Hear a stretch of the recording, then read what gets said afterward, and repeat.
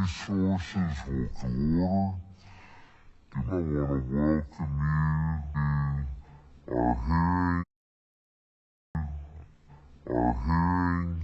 This is Harold here and the Getty this week, and we also are tuning in on, since this is a congressional session, the colors and the pledge of honor to recognize the high school color presentation of the colors to Hurd, who will lead us allegiance. So if you will please.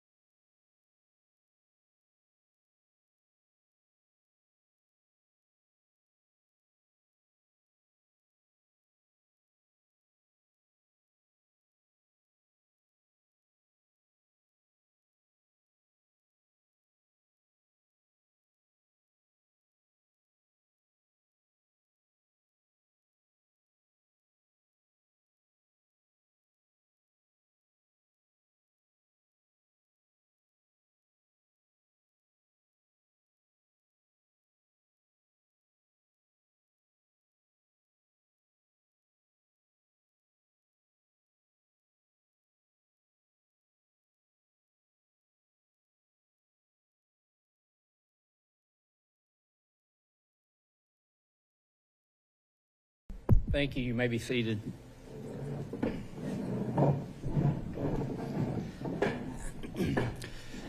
Without objection, the chair is authorized to declare recess of the committee at any time. The committee is meeting today to hear testimony for an oversight hearing entitled Examining 50 Years of the Indian Self-Determination and Education Assistance Act in Indian Country. Under Committee Rule 4F, any oral opening statements at hearings are limited to the chairman and the ranking minority member. I therefore ask unanimous consent that all other members' opening statements be made part of the hearing record if they are submitted in accordance with Committee Rule 3.0. Without objection, so ordered. By way of introduction, I'm Congressman Bruce Westerman from Arkansas's 4th Congressional District, and I serve as the chairman of the Committee on House Natural Resources. I'm grateful today to be joined by several members who represent the great state of Oklahoma and other members from on and off our committee who have traveled here to talk about these very important issues. I ask unanimous consent that the gentleman from Oklahoma, Mr. Lucas, the gentlewoman from Oklahoma, Ms. Bice, and the gentleman from Texas, Mr. Elsey, be allowed to sit and participate in today's hearing. Without objection, so ordered. I will now recognize myself for an opening statement. Again, thank you for joining us today for the committee's first field hearing of the 119th Congress. Special thanks to our hosts, Representatives Bice and Lucas, for being with us today and for your hospitality during the visit. I know we were in Representative Bice's district last night. We're in Representative Lucas's district this morning.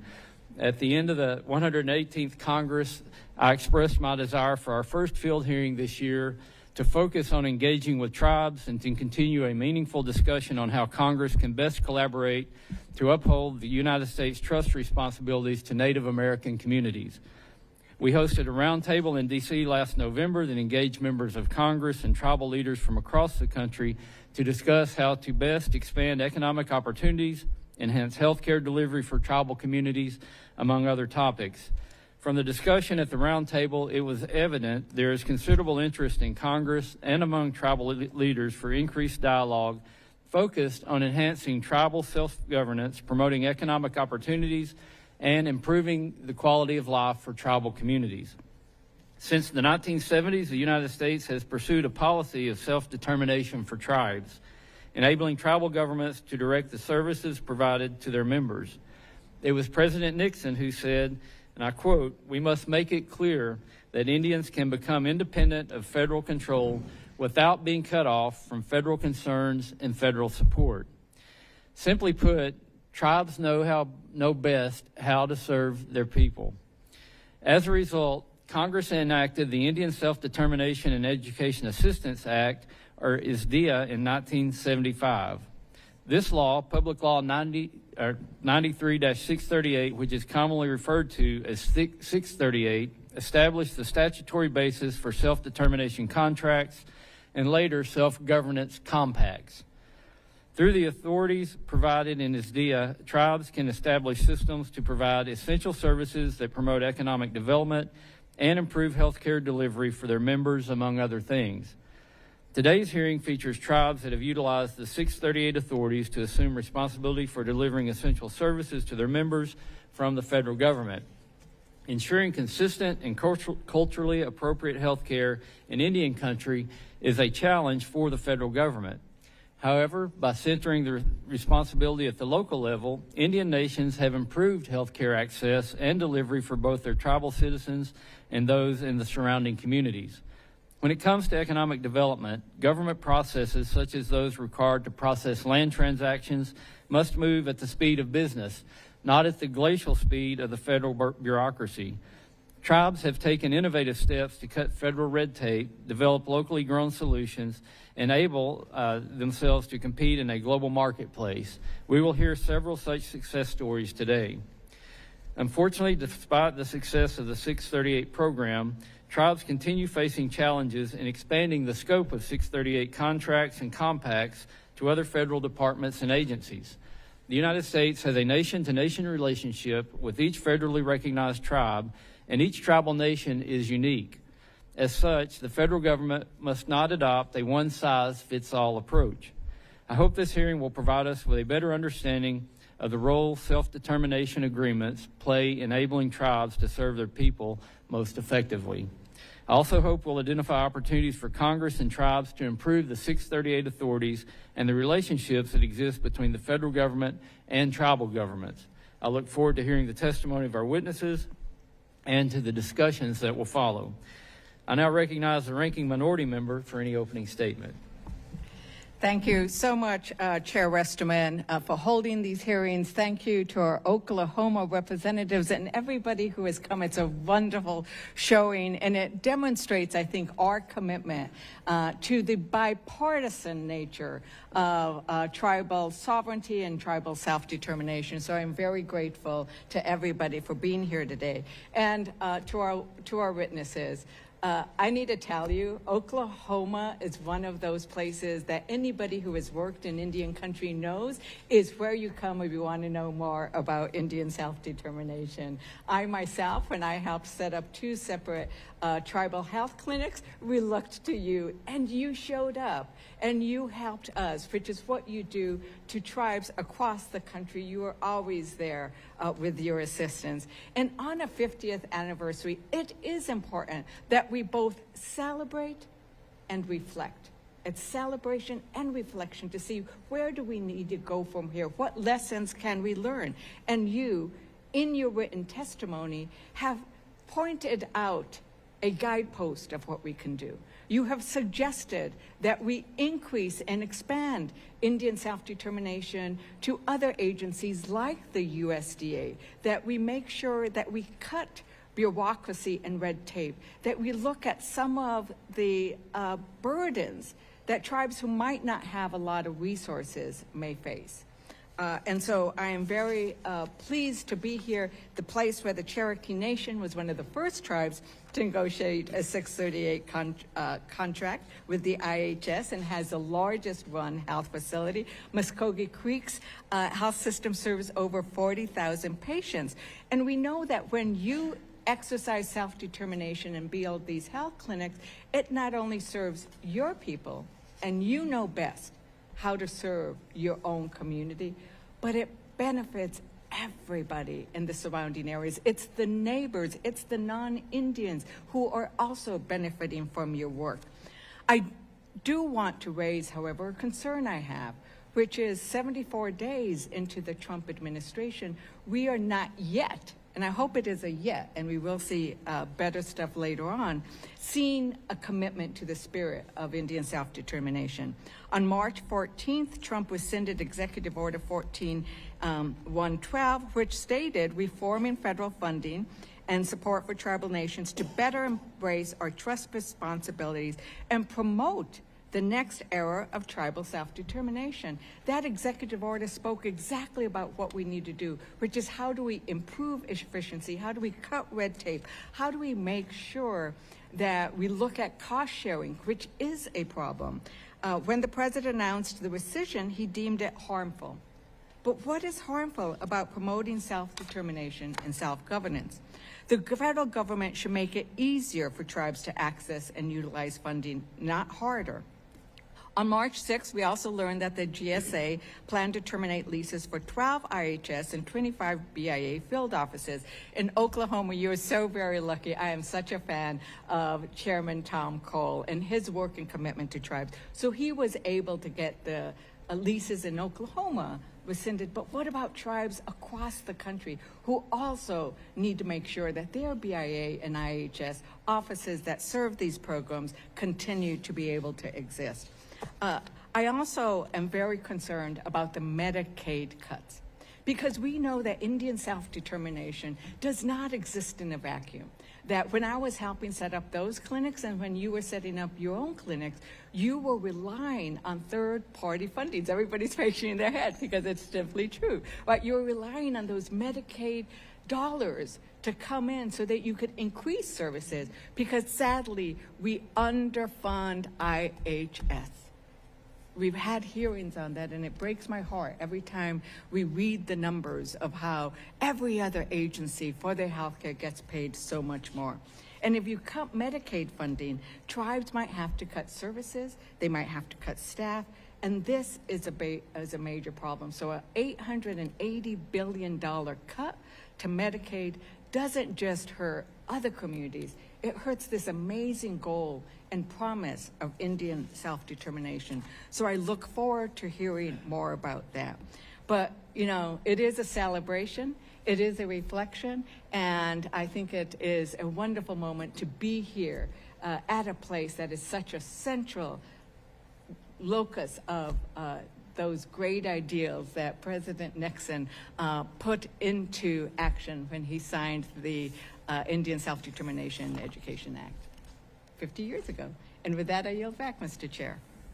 Gentlelady yields back. Again, it's an honor to be here in Oklahoma, and it's also an honor to be sitting by my distinguished colleague, the Dean of the Oklahoma Congressional Delegation, and I want to recognize Congressman Lucas for brief remarks. Thank you, Mr. Chairman, and thank you for being here. And thank you to our very distinguished witnesses for testifying today. Congresswoman Bice and I are so pleased to show off Oklahoma, our beautiful First Americans Museum, and all the incredible tribes that bless our state. We have a very vibrant and complex history here, and I'm glad the National Natural Resources Committee and its members have made the trip to learn ways we can continue to work together. Oklahoma is the home to 39 tribal nations. In my district, I have the privilege of touching and working with all or parts of 18 of them. It's so important that the federal government has a strong relationship with each and every tribe, and that's why I've long supported a number of key programs to ensure that the United States complies with its trust and treaty obligations. The topic of our hearing today, Indian self-determination, is certainly one that deserves our intense attention, with questions like, where can we expand and improve on 638 contracts and compacts? Where are funding needs yet to be realized? I hope we'll discuss these issues while still celebrating the accomplishments we've made since the ISDEA was passed in 1975. And with that, Mr. Chairman, again, thank you, and I yield back. Gentleman yields back. I also want to recognize my distinguished colleague, the gentlewoman from Oklahoma, Ms. Bice. Thank you, Mr. Chairman, and I will keep this brief because we have lots of discussion to get to, but I want to say first, for those that are here and have not previously been to Oklahoma City, welcome to the 3rd and 5th Congressional District. We're thrilled to have you all here for this important hearing, and thank you, Chairman, for choosing Oklahoma to have this important discussion. I hope you all have had a chance or will have a chance to see the museum. It's an incredible new addition to this community, and I hope you get the chance to see some of the amazing things that are here. I would just reiterate what my colleague, Mr. Lucas, and Chairman Westerman have said, and that is Oklahoma is actually home to more than 36 federally recognized tribes. And these individuals are providing pivotal resources to our communities through compacts and partnerships across Oklahoma and across the country. I look forward to the discussion of the last 50 years of the Indian Self-Determination and Education Assistance Act. I want to thank the fellow Oklahomans who are here, tribal leaders, and everyone else in attendance, and I look forward to a robust hearing. And with that, Mr. Chairman, I yield back. Gentlelady yields back. We do have a very distinguished panel of witnesses today with a vast amount of knowledge and stories to share with us. I want to now introduce the witnesses, starting with the Honorable Bill Anatubby the Governor of the Chickasaw Nation in Ada, Oklahoma. The Honorable Chuck Hoskin Jr., Principal Chief of the Cherokee Nation in Tahlequah, Oklahoma. The Honorable Gary Batten, Chief of the Choctaw Nation in Durant, Oklahoma. The Honorable Marion Harvier, President of the Salt River Pima Maricopa Indian Community in Scottsdale, Arizona. Mr. David Hill, Principal Chief of the Muskogee Creek Nation in Okmulgee, Oklahoma. You'll have to bear with me, my Arkansas pronunciations here. Mr. Jay Spann, Executive Director of the Self-Governance Communication and Education Tribal Consortium in Tulsa, Oklahoma. And Mr. Mark Rogers, Chief Executive Officer of the Osage Nation Health Systems in Pawhuska, Oklahoma. Did I get that right, Frank? You did. Did I miss anybody? You missed the chairwoman. Oh, I'm sorry. Chair Supernall from We never ignore Quapaw. the Quapaw, and the Quapaws are very prominent in my district in Pine Bluff, Arkansas. So I apologize for missing you there. I do want to remind the witnesses that under committee rules, they must limit their oral statements to 5 minutes, but their entire statement will appear in the hearing record. To begin your testimony, please press the button on the microphone using the timing lights. When you begin, the light will turn green. When you have 1 minute left, the light will turn yellow. And at the end of 5 minutes, the light will turn red, and I will ask you to please complete your statement. Sounds kind of like a game show. I will also allow all witnesses on the panel to testify before we have member questions. And I recognize Governor Anatubby for 5 minutes. Good morning. Thank you very much, Mr. Chairman, and members of the committee and our Oklahoma Congress people. Sorry to say congressmen. It's very nice to be here with you. I really appreciate the opportunity to briefly share our perspective on the importance and the impact of the Indian self-determination. Yeah, and Governor, can we education. have you move that microphone a little bit closer? Okay. Maybe I can lean We want to forward make a sure little. we hear you. Okay, you folks heard me though on that last first part, so I really do appreciate your being here today and actually locating the hearing here at First Americans Museum, which is a shining star in Oklahoma. And we're thankful for the opportunity to share our thoughts with you. As you said, we offered written testimony, and this will be very brief. This act was monumental to tribes in our ability to exercise our sovereignty and be self-determined and do the things that we needed to do and need to do today for our citizens. It gives us the opportunity to administer programs that we had not administered before. They were administered by the federal government, primarily Bureau of Indian Affairs and Indian Health Service. And we took that seriously. We began right away to plan and put together ideas and programs that we could utilize to serve our people. When you empower people, empower tribes in this case, to run our own programs and deliver our own services, it gave us the ability to tailor these programs in such a way as to better meet the needs of the people that we serve. Since then, we've continued to work toward more effective and comprehensive services, allergies, and greater financial self-sufficiency. We want to realize that vision that we had of self-determination. We're thankful for the federal government, and in this case particularly President Nixon, who had a view of what was happening in Indian country in the United States. He saw a need to make changes. And that change was very instrumental in the way that the tribes operated then and operate today. The revenue that we needed revenue, obviously. Some tribes had more than others, but many tribes simply didn't have the resources that they needed to really do the things that they wanted to do on their own. So this gave the tribes a bit of a jump start in being able to provide services to our people. But we needed additional revenue, and economic development certainly was key to that. And there's more in the testimony about the economic development effort. But we coupled that ability to run these programs and create revenue. We combined that so that we could then create additional programs that were not even operated by the federal government. And so this was the direction that we took. And we wanted to create the kind of revenue that's necessary to sustain not only what we're doing then, but also in the future. Our entry into business really was small with the purchase of the Artesian Motor Hotel in Sulphur. It was done in 1972. It was before the Self-Determination Act. Not every business succeeded that we began to operate, but we learned along the way, and this has helped us to be successful. I know that some folks here did stay at Oconah. Oconah is, in fact, a Chickasaw venture. It was done in conjunction with First Americans Museum.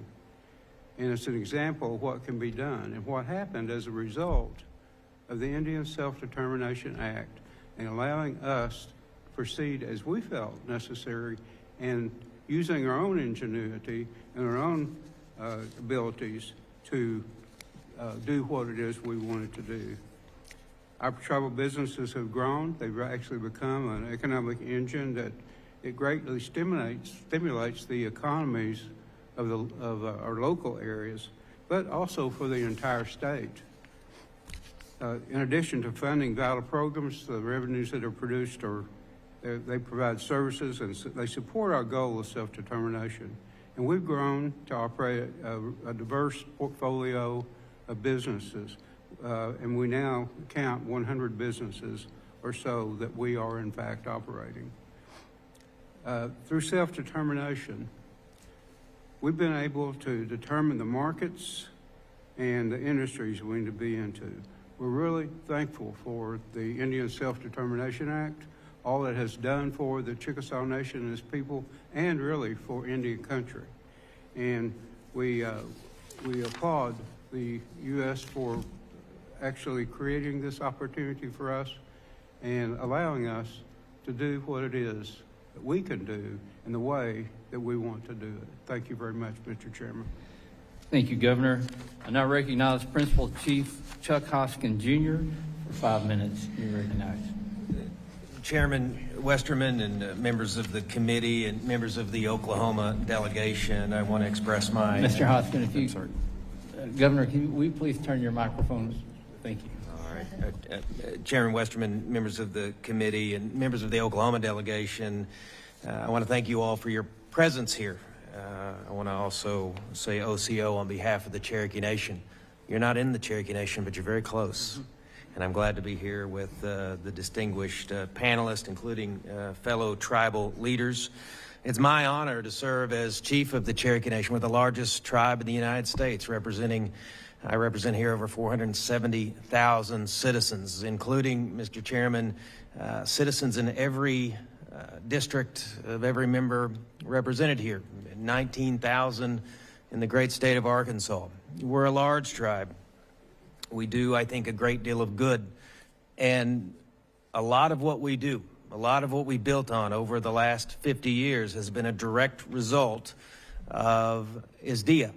This law is, I think, one of the singular accomplishments of this country And it demonstrates that on a bipartisan basis, the Congress of the United States, the President of the United States, can focus on self-determination, can focus on unshackling tribes to exercise tribal sovereignty, and to do what we've always been capable of doing when the laws of the government of the United States are shaped in a way that allow us to do it.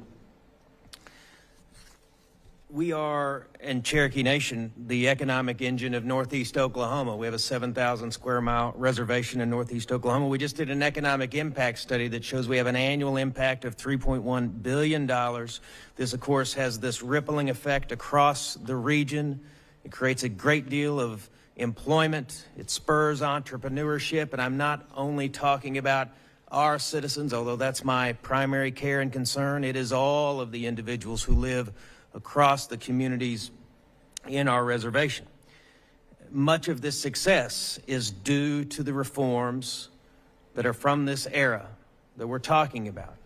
ISDEA, allowing, again, the Cherokee Nation and other tribes to chart our own future by exercising our own judgment, determining what the most efficient way to spend federal dollars is, how to shape programs.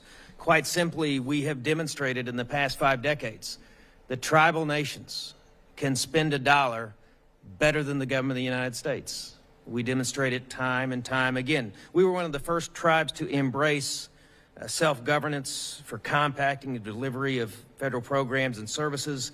And today, we assume administration for every program, service, function, and activity that allows for self-determination and self-governmental authorities. We're able to build roads and infrastructure, support housing and education, operate world-class healthcare facilities, preserve and improve our natural resources, and lift up rural communities in particular without being bogged down in federal red tape. And one of the reasons is that we're closer to the people, we're closer to the communities. We know the people in many cases that are being affected by this, and we certainly know the communities. Again, tribal citizens and non-citizens alike benefit. Consider the most recent accomplishment of the Cherokee Nation under this law. That's our self-governance agreement with the Department of Transportation. We're able to exercise authority closer to these projects to make sure they get done in a manner that we think they should get done in working with local stakeholders, but local is the key. We can do it the way we think we should do it, not the way Washington, D.C. Agencies dictate that we should do it. Healthcare facilities is perhaps the greatest accomplishment of the Cherokee Nation under this law. We operate a system that is better than any system the United States has ever run. We see 2 million patient visits a year, and we are the healthcare system of choice for our citizens. We're leading the way. We have a partnership with Oklahoma State University right on our health campus to grow our own doctors, so to speak, which is the way we plan for the future. In the area of natural resources, we engaged in compacts that allow us to manage tribal lands, whether it's fighting wildfires or just managing the natural life that we found when we were removed and that we are charged to take care of. We do that under ISDEA. We are, I think, leading the way in the area of natural resources. We are, I think, by any metric, much better off 5 decades after President Nixon said we should do this and the Congress on a bipartisan basis said we must do this. We have demonstrated that tribes spend dollars wisely. We administer programs better. The continuation and strengthening of this program is what the Congress should do. Your presence here demonstrates your commitment to doing this. And I have to say that the secretaries of the agencies that we've dealt with under the Trump administration, the Secretary of HHS, Secretary of the Department of Interior, have also demonstrated an embrace of this law, and that's critical. Thank you, Mr. Chairman. Thank you, Chief Hoskin. The chair now recognizes Chief Batten for 5 minutes. You're recognized.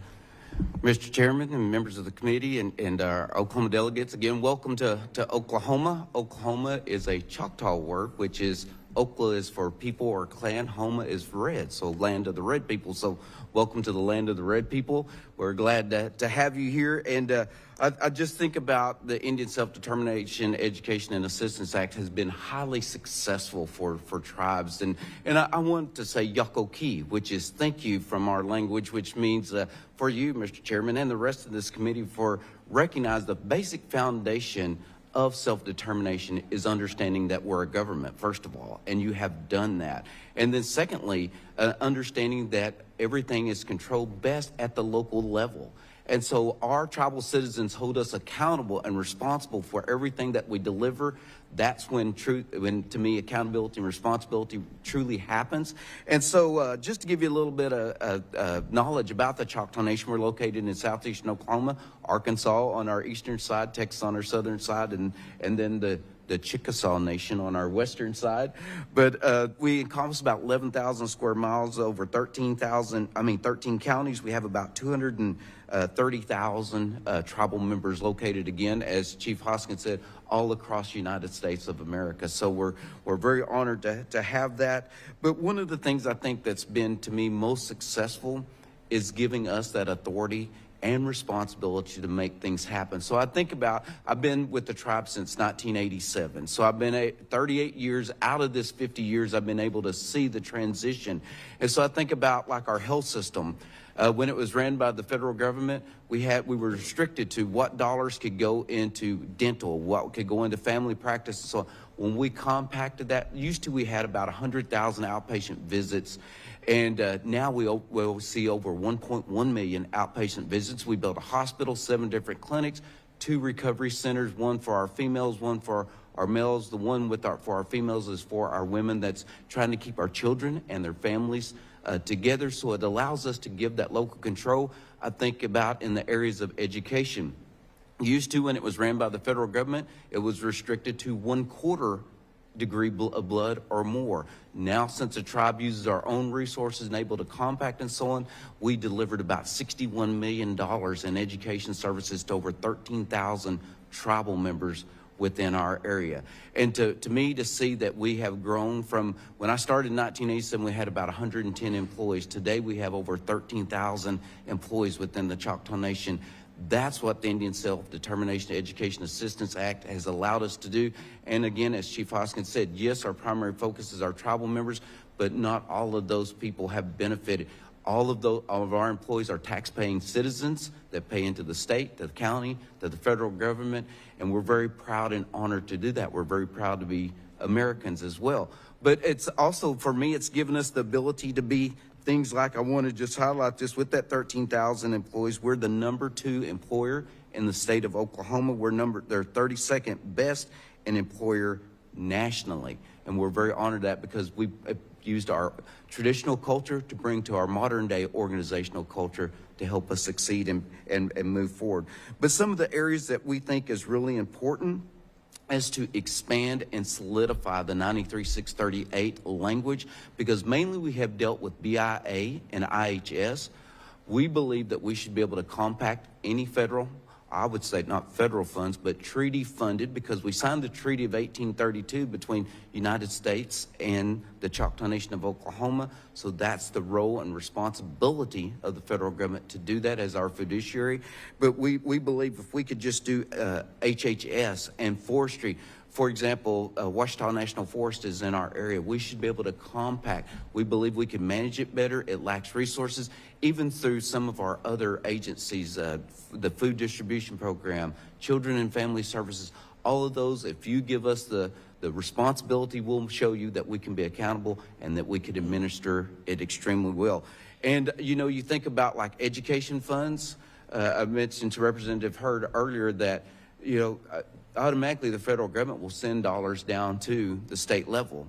Well, I think we should be able to have that same relationship, not that we're a state, we are a government, but those dollars, we should be able to compact all of those dollars and come directly to us. But again, we just want to thank you for being here today. We thank you for the opportunity, and we hope this is a good dialogue and information for you. And just thank you. Our tribal council also passed a resolution celebrating this 50 years of celebration this year, because it truly is a celebration in what the tribes have been able to accomplish. Yakoki, thank you. Thank you, Chief Batten, and you are the neighbor on the west of my congressional district. Yes, we are. And I now recognize Chair Supernall, who with the Quapaw Nation has a very rich history in not only in Arkansas, but in my hometown of Hot Springs. You're recognized for 5 minutes. Chairman Westerman, Chairman Hurd, Ranking Member Ledger Hernandez, members of the committee and members of the Oklahoma delegation, thank you for the invitation to testify before you today. Let me begin by telling you just how honored I am to be testifying in my home state. While you're here, you'll see that things are a bit different in Indian country than they are in DC. From me, and I assume from others, you'll hear that more government isn't the answer. We need a smarter government. We need one that works with Indian country to meet our needs, not a government that's stuck in its paternalistic past. 50 years ago, President Nixon challenged the Democratic majorities in both the House and Senate to reduce bureaucratic interference in the affairs of our people. As a result, Congress passed the Indian Self-Determination and Education Assistance Act of 1975. That law put in place a formula that we now know works. At the Quapaw Nation, we have elected to use BIA self-governance for 21 discrete functions, almost everything that we're eligible for. That's because when programs and services are authorized by Congress, they are most effectively administered by the tribal nations. Self-governance is not just about the efficiency of your government, it's about the efficiency of our government. In our experience, the act of self-governance alone is a form of economic development.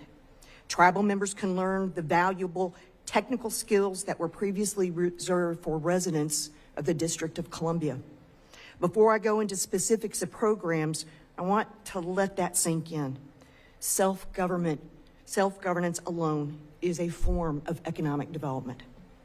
When the Quapaw Nation moved to self-governance, something changed for us. We moved from a tribe that was dependent upon the United States to one that was partners with the United States. As we gained proficiency, our mindset changed from what is the next service the federal government will offer to how can the tribe better serve our people. Looking back, it was the skills our government and people learned from self-governance that gave us the confidence to start a rehabilitation program, a commercial gaming business, and an environmental services company. The skills we learned in the early days of self-governance, things like cash flows, audits, reporting requirements, they changed the trajectory of our nation. We took the skills developed running our government and applied them to our economic development. It was a revelation, and for that, I am truly grateful. Now let me tell you a little bit about some of the specific programs. The Quapaw Nation operates a critically important substance abuse treatment program as part of our Indian Health Service self-governance. Tribal leadership felt very strongly that we needed to do more for our people that struggled to find comprehensive, compassionate drug treatment. Simply put, there was not a culturally competent or qualified provider in our area. I'm most proud to offer to our tribal membership and others in the community. We have already reduced some of the worst outcomes and are finally making progress to heal our people. Two of the most important BIA programs we run are our realty and trust management services. By controlling these functions together, the Quapaw Nation now retains sovereign control of our land. As a result, we can work with landowners and leasees to quickly and transparently resolve issues on trust land. The most important example of self-governance as economic development for the Quapaw Nation was the creation of the Quapaw Services Authority, QSA. We founded this authority to do work with the EPA Superfund site, which is working to clean up the toxic lead and zinc waste left on our reservation after the BIA allowed 70 years of unsupervised mining on our land. Although there is no formal EPA self-governance program, something that you all might want to work on the Energy and Commerce Committee to rectify, we work with the EPA and the Oklahoma Department of Environmental Quality to put an ad hoc program together after the first cleanup crew failed to protect our cultural resources. The tribe, via the QSA, is now working in lockstep with the EPA and the ODEQ to restore our land for future generations. Now, I would be a negligent tribal leader if I didn't also mention H.R. 1451, the Quapaw Tribal Settlement Act, the legislation introduced by our Congressman, Josh Burkeen, and our senators fulfills the settlement of our claim against the United States for the mining disaster I just referenced. I hope to have the opportunity to work with you on that legislation in the near future. Thank you again for the opportunity to be here today, and I look forward to answering any questions you may have. Ganake. Thank you, Madam Chair. Chair now recognizes President Javier. You're recognized for 5 minutes. Waskuk Kamdum. Good morning. How are you? Chairman Westerman, Chairman Hurd, Ranking Member Ledger Fernandez, and members of the subcommittee. Thank you for this opportunity to provide testimony on the 50th anniversary of the Indian Self-Determination and Education Act. My name is Martin Javier, the president of the Salt River Pima Maricopa Indian Community located in Phoenix, Arizona. I'd like to recognize Representative Gosar from the great state of Arizona, and thank you for your representation of the tribes of your district. Thank you, Representative. Our community has a long history of self-governance, compacting the majority of federal programs from the Bureau of Indian Affairs, and most recently from the Indian Health Services.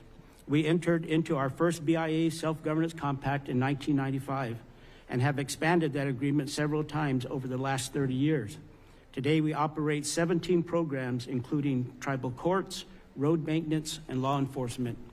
Perhaps the most impactful has been the Land Title and Records Office, the LTRO. Before taking over the functions of LTRO, it took the BIA up to 6 months to record a lease.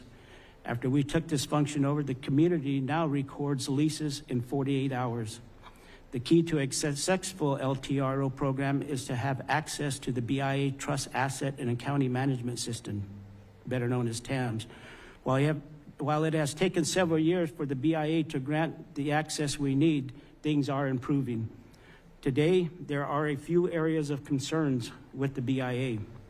For probate, the BIA has a massive backlog, but there are layers of bureaucracy within the Western Region Office that do not allow us to submit completed probate cases directly to the Office of Hearings and Appeals, even though our staff is qualified to perform all functions. BIA should let us do this work ourselves. Further, understaffing at the local Salt River agency means that we often must work with staff of another agency that lack the knowledge. This means right-of-ways are often not approved within the 60-day window required by regulation, causing delay for infrastructure and economic projects. To address this, BIA must either staff up or let us approve these transactions ourselves. Finally, funding for our compact with the BIA is not sufficient. For example, in 2023, we received $15 million to run these programs, but had to spend more than $37 million of tribal funds to meet the need. That means we spend more than 2 times the amount on these programs than the BIA provides. Over time, funding levels have not kept up with inflation, let alone population growth. More recently, we began compacting programs from the Indian Health Services in 2017. Self-governance is an integral part of our 5 and 5 goal to increase the life expectancy of our community by 5 years every 5 years. We face a stark reality. Residents in our community, on average, die more than 30 years younger than residents of Scottsdale, only a few miles away. It will be a challenge to meet our 5 and 5 goal if there are significant cuts to Medicaid. IHS only funds about 65% of our operational budgets, so we, like other tribes, rely on third-party revenue to supplement our programming. And the vast majority comes from Medicaid.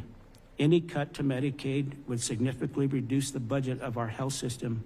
And without an equal increase in IHS funds, we would have limited capacity to expand programs and facilities that are needed. A cut to Medicaid would make it nearly impossible to keep up with the demand for service. After only 2 years, our health facility is serving more than 300 new patients each month. In addition, later this year, we will be opening a 61-bed residential treatment center that is part of our Journey to Recovery program. But we cannot meet the future demand if funding levels remain the same. Finally, Congress must fully fund contract support costs and 105L leasing. Last year, I was proud to co-chair a contract support cost advisory group to develop a framework and process to implement the requirements of the U.S. Supreme Court decision in the San Carlos Apache Tribe litigation. The IHS and tribes successfully concluded negotiations in December of 2024. Following, our community was the first to go through a pilot program to test this process, and we successfully concluded an agreement in January of this year. I am glad the President and Secretary Kennedy have continued that work. In closing, I want to thank the committee for holding this hearing. In the 50 years since Self-Determination Act, we have seen tremendous positive change for our communities.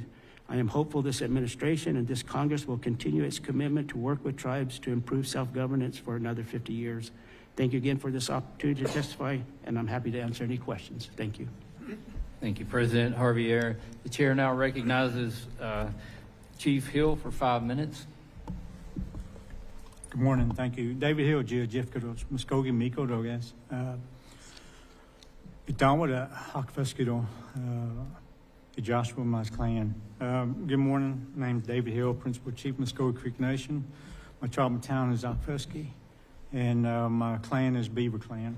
And I want to thank each and every one of you, Chen, and especially for this opportunity to speak in front of you. As we met before, Chairman Westerman, and I glad to meet you today, Ledger Fernandez, and congratulations, Representative Hurd. And it's always been an honor to come before you. I can almost share the same thing as I was looking at my notes. It appears that Governor Antoba, Chief Hoskin, and Chief Banton kind of took some of my notes, so I don't want to repeat everything that's been said. And I'm pretty sure you have our testimony, written testimony. What I would like to do is share a little bit of who Muskogee people are. That's been our custom to tell you who we are. To originally come from Florida, to be relocated, to be removed again, to Tennessee, South Carolina, Georgia, Alabama. In the 1830s, been removed again by General Andrew Jackson in the 1830s on a removal act. Nothing but the clothes on our backs. To walk the Trail of Tears, over 24,000, only 18,000 made it to Oklahoma. To where we are today, 100,900 Creek citizen, fourth largest in the United States. And it's an honor to be here again, to where we was at before. Last year, we attended the Nixon Foundation here on this same issue.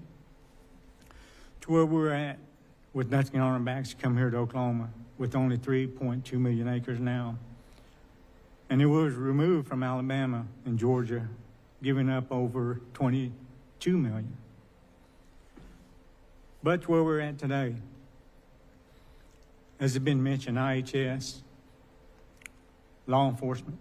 When I first came in office 6 years ago, we only had 30. Today, we're up to 140. We have 5 hospitals. And I think we're the only tribes that we service Creek citizens, non-Creeks, and non-natives. That's how we help our communities, as well as emergency management. We assist those communities.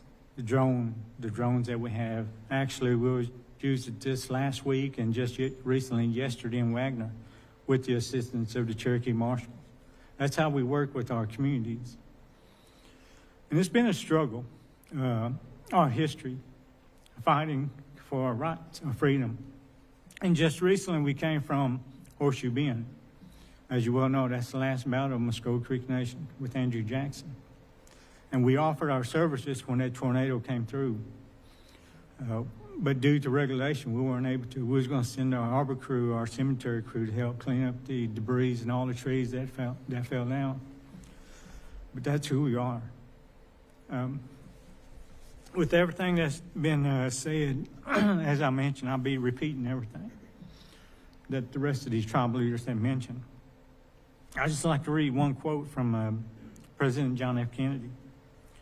American Indians remains probably the least understood and most misunderstood Americans of us all. Our treatment of Indians still affects the national consensus. Before we can set out on the road to success, we have to know where we have been in the past. It seems a basic requirement to study the history of our Indians. Only through this study can we, as a nation, and do what must be done in our treatments of the American Indians is not to be marked down for all times as a national disgrace. Recently, 2020, July 9th, the Supreme Court ruled that Muskogee Creek Nation reestablished a reservation. That affected Indian country. That affected Muskogee Creek Nation. That affected the state of Oklahoma. That affected Indian country. And all to say this is we had governor on ever since. Before our first treaty, 1733 with England, or the first to have a treaty with the United States with President Washington in 1790, the Treaty of New York. We still have the same government.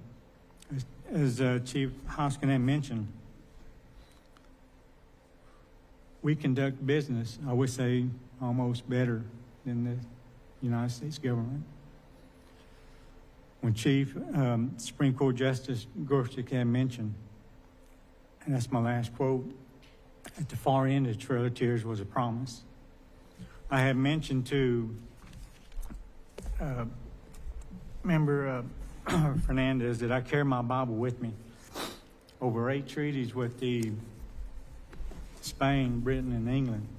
Over 38 treaties with the United States and other tribal leaders. And that's all we want, is the promise that was given to us. Maro Maktagas.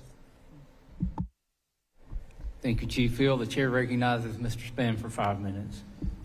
Chairman Westerman, Ranking Member Ledger Fernandez, and members of the committee. Thank you for the opportunity to speak with you today. My name is Jay Spahn. I'm assistant in the Cherokee Nation and serve as Executive Director for the Self-Governance Communication and Education Tribal Consortium. We're here today because 2025 marks the 50th anniversary of the Indian Self-Determination and Education Assistance Act, a landmark piece of legislation that fundamentally changed the federal-tribal relationship. Before ISDEA, the Bureau of Indian Affairs and the Indian Health Service controlled most of the programs serving tribal communities. There was little room for tribal input and even less for tribal control. ISDEA changed that. It gave tribal nations the tools to reassume control of federal programs through self-determination contracts and self-governance compacts. And what we've seen over the last 5 decades is that when tribal nations control the programs that serve our communities, outcomes improve. Services become more effective, delivery becomes more efficient, and economic and community development follow. In the early years, tribal nations faced resistance from federal agencies that were reluctant to give up control. It took persistent leadership from tribal leaders to drive home the need for tribal authority and accountability. That led to the evolution from self-determination to self-governance, where tribal nations not only received the funding, but equally important, the authority to design and implement programs without federal micromanagement. Congress first tested this through a demonstration project in 1988, then made it permanent in 1994. Today, over 380 tribal nations have a self-governance compact, and nearly all tribes have at least one self-determination contract. Under these agreements, tribes manage a wide range of programs, from healthcare and public safety to natural resource management and infrastructure. The success of self-governance is undeniable. A recent study found that from the late 1980s, when self-governance was introduced, to 2022, the per capita income of tribal citizens living on reservations increased by 61%, and the proportion of families with children living in poverty decreased significantly. The GAO has cited ISDEA agreements as a best practice for federal agencies to distribute funds efficiently, reducing burdens for both tribal and federal partners. ISDEA gives tribes flexibility to redesign programs, integrate funding streams, waive unnecessary federal rules, and focus more on delivery than red tape. It also encourages innovation and builds local capacity in tribal governments, skills that have ripple effects far beyond individual programs. As we celebrate the success of the law, we must also look forward. We believe it's time to expand ISDEA's authority into new areas, especially in agriculture, more healthcare programs, and law enforcement. First, we urge Congress to expand ISDEA authority to include key programs within the U.S. Department of Agriculture. Tribal nations are deeply involved in the agricultural economy, managing vast farmland, producing livestock, operating successful farming operations, and addressing food insecurity. Extending ISDE authority to USDA provides tribes the opportunity to assume greater control over and to make USDA food and nutrition programs, rural development, conservation, and food safety functions more effective for their communities. Based on the success of the Limited Food Distribution Program Self-Determination Demonstration Project, we know expansion of self-governance will result in positive outcomes. Second, we recommend expanding ISDE authority to additional healthcare programs within the Department of Health and Human Services. Tribal health systems are filling critical gaps in rural healthcare. Given the success of self-governance at IHS, extending this authority to other HHS programs is both logical and urgently needed. Public safety is another area ready for expansion. With over 230 tribal law enforcement agencies already in operation, extending self-governance to DOJ programs would empower tribes to address high crime rates, respond more effectively to a crisis, and strengthen intergovernmental partnerships. This would also provide an opportunity for tribes to better integrate law enforcement resources, reducing both administrative burden and federal fragmentation. Further, for Indian Affairs to be prepared for the next 50 years of self-governance, the agency must modernize its systems and processes. Right now, tribes are hindered by outdated databases, delays in fund distribution, and inefficient communication. We recommend that the committee direct Indian Affairs to upgrade their technology, improve data sharing, and streamline processes to meet the demands of modern self-governance. Finally, we ask Congress to address a long-standing inconsistency regarding contract support costs. While ISDE agreements can be negotiated with agencies across Interior, only BIA and BIE programs currently receive CSC funding. We recommend amending appropriation language to make CSC available for all ISDE agreements within the department. A change to one line of text in appropriations language would correct this issue. By making these changes, Congress can strengthen tribal self-governance and ensure that federal programs truly work for the communities they're intended to serve. Thank you for your time, and I welcome questions. Thank you, Mr. Spann. The chair recognizes Mr. Rogers for 5 minutes. Thank you, Chairman Westerman. Mr. Spann, will you please turn your microphone? Thank you, Chairman Westerman, distinguished committee members and attendees. Hello, I'm Mark Earl Rogers, CEO of the Osage Nation Health System. It's a distinct honor today to present before you on behalf of the Honorable Chief Kahika Jeffrey Standing Bearer of the Osage Nation some brief remarks regarding positive impacts of our health programs upon the Osage people, their families, and the community through the life-changing impacts of self-governance and self-determination in Oklahoma's largest county, Osage County, located in the Pawnee Service Unit. Our funding via a compact with the U.S. government under the self-governance mechanism has brought incredible economic viability, stability, and services to the people of the Osage Nation and other tribal members we service. Along with our grants programs, I often describe these integrated services as a programmatic tapestry or quilt of interwoven programs to service our population in ways that are vitally important to the health and well-being of the Osage Nation and does indeed have life and death consequences for many of the people we serve. Some of the services include medical, dental, optometry services, specialty care, behavioral health and substance abuse services, and other vital programs like public health immunization needs of the community. A diabetic grant providing education, limb care, and control of diabetes to decrease noncompliance, lowering long-term diabetic complications such as dialysis and limb amputations. Osage Strong is our active early interventional program we have in our clinic educating children and adults on healthy eating, dieting, and exercise with weight management for all overall health. Serving nutritional meals and addressing food insecurity annually for our tribal members via Title VI program. And community health representatives and senior services grants within our health system provide for the transportation of elders to medical appointments, sometimes a 4 to 5 hour round trip into and out of Osage County, as well as provide social services, case management, and other coordinated care for a population often suffering from geographic loneliness, food and transportation insecurity whilst residing in these remote parts of our area. Mobile Medical Unit program, we have 2 units in operation that service the medical, dental, behavioral, and public health vaccination immunization needs of our tribal members located in areas where reliable transportation is a barrier to accessing health care and are reliable, often supporting non-tribal members in the process.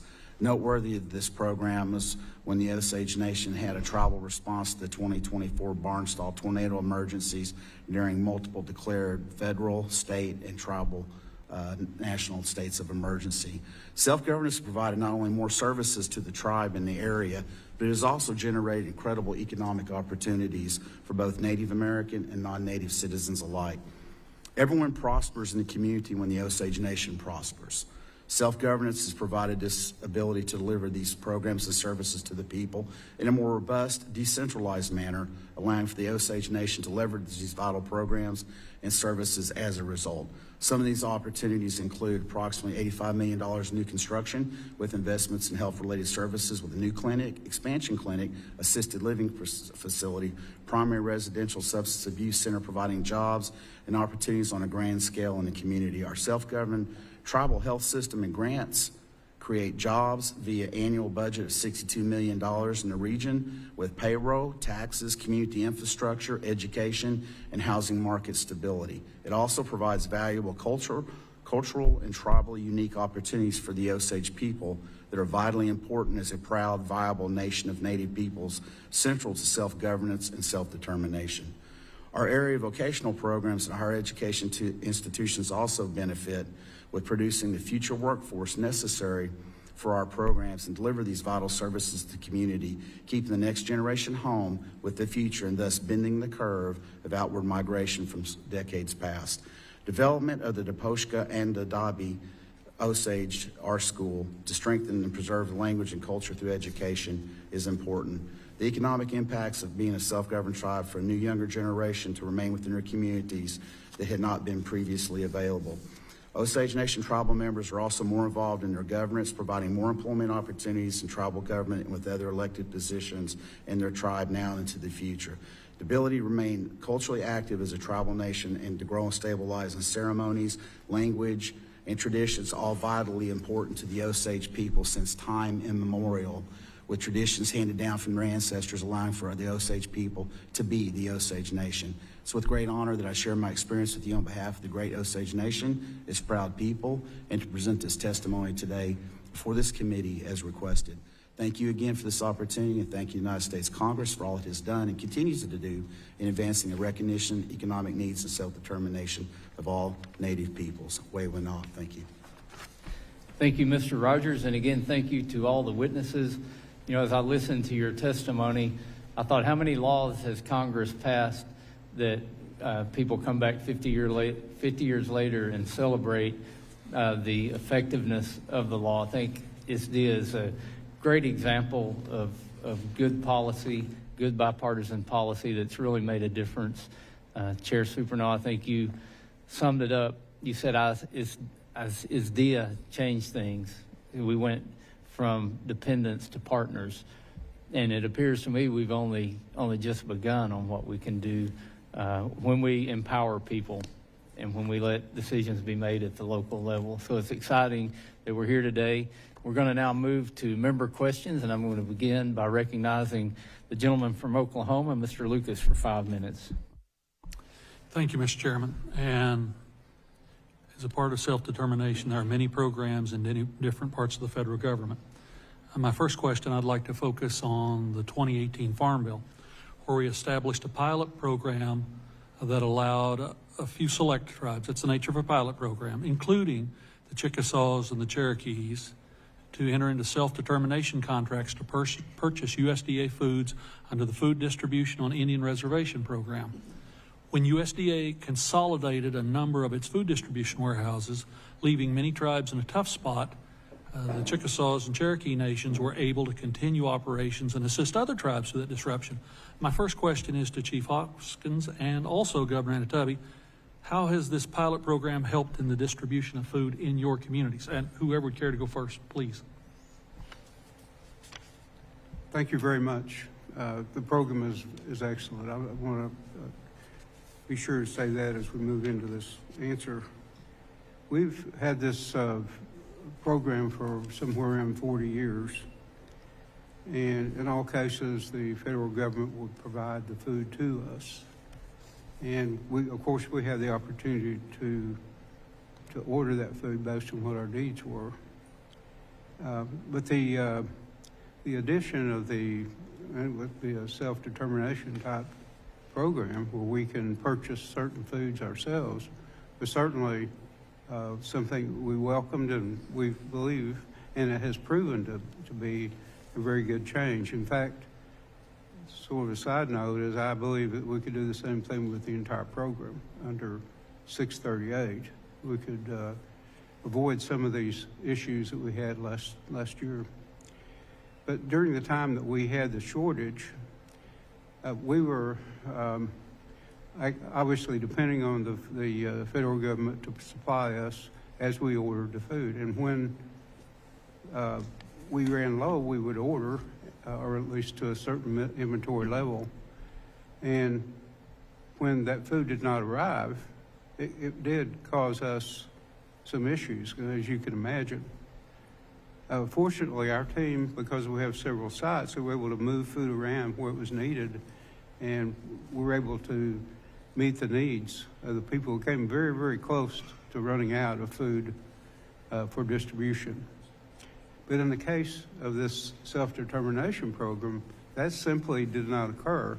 We could acquire the food that we needed when we needed it, and we were in charge of this acquisition.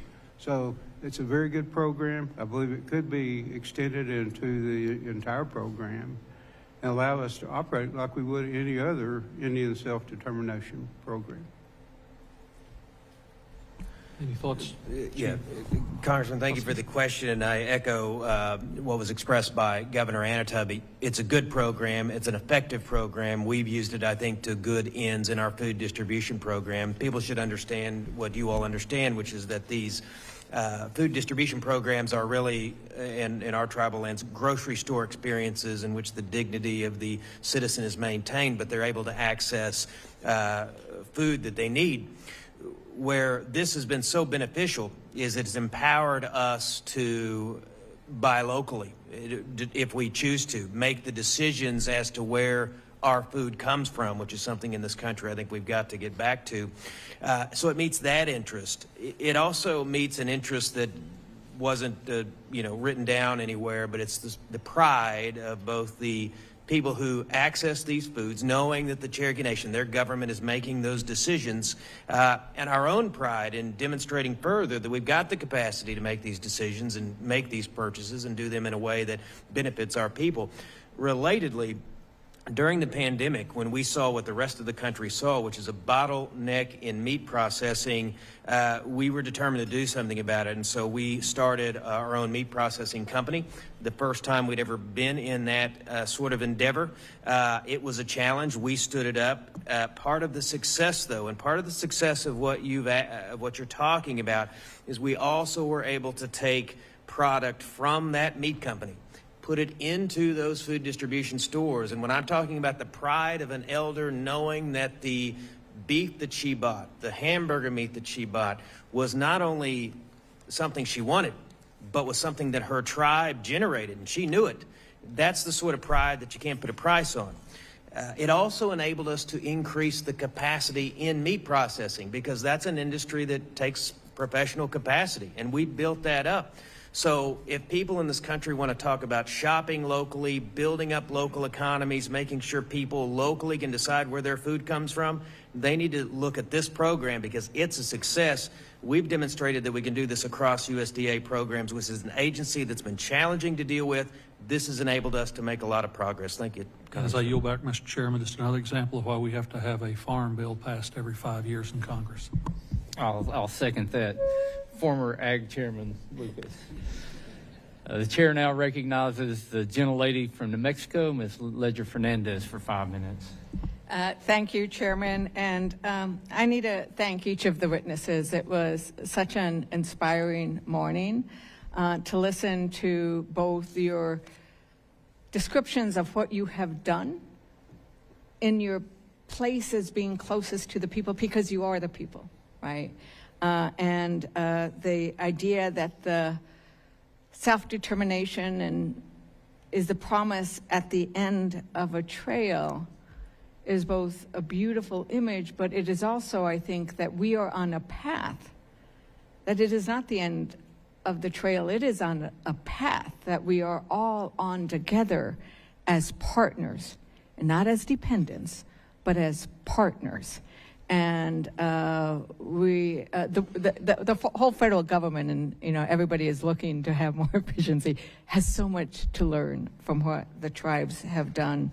I'm also very inspired, and I would love us to follow up more. We just have so little time with regards to the manner in which taking over the realty functions is so key, because that is such a bottleneck for economic development. But I wanted to thank the chair for raising the issues with regards to the tribal nutrition programs, because I actually also had a Tribal Nutrition Improvement Act that has been funded, and there is a tribal nutrition pilot project that will apply for 10 tribes so that they can also take over. It's sort of like, I see some of these programs that you were discussing, Chief Hoskin, they're kind of like the camel's nose in that tent. We need to show the USDA that yes, tribes know how to run these programs incredibly well and will do so well on it. But I wanted to go back to the idea that the Indian health facilities can see up to 70% of their funding come from Medicaid, because as discussed and as some of you have mentioned, the IHS funding alone is not enough. Medicaid provides coverage for 36% of non-elderly American Indian and Alaska Natives, and over half of American Indian and Alaska Native children. President Javier, you, I know, are in the process of completing a residential treatment facility. I want to thank all of you for the work you do in mental health and substance abuse, drug addiction. Can you tell us, President, how any potential cuts to Medicaid or third-party revenues would affect the completion of that facility?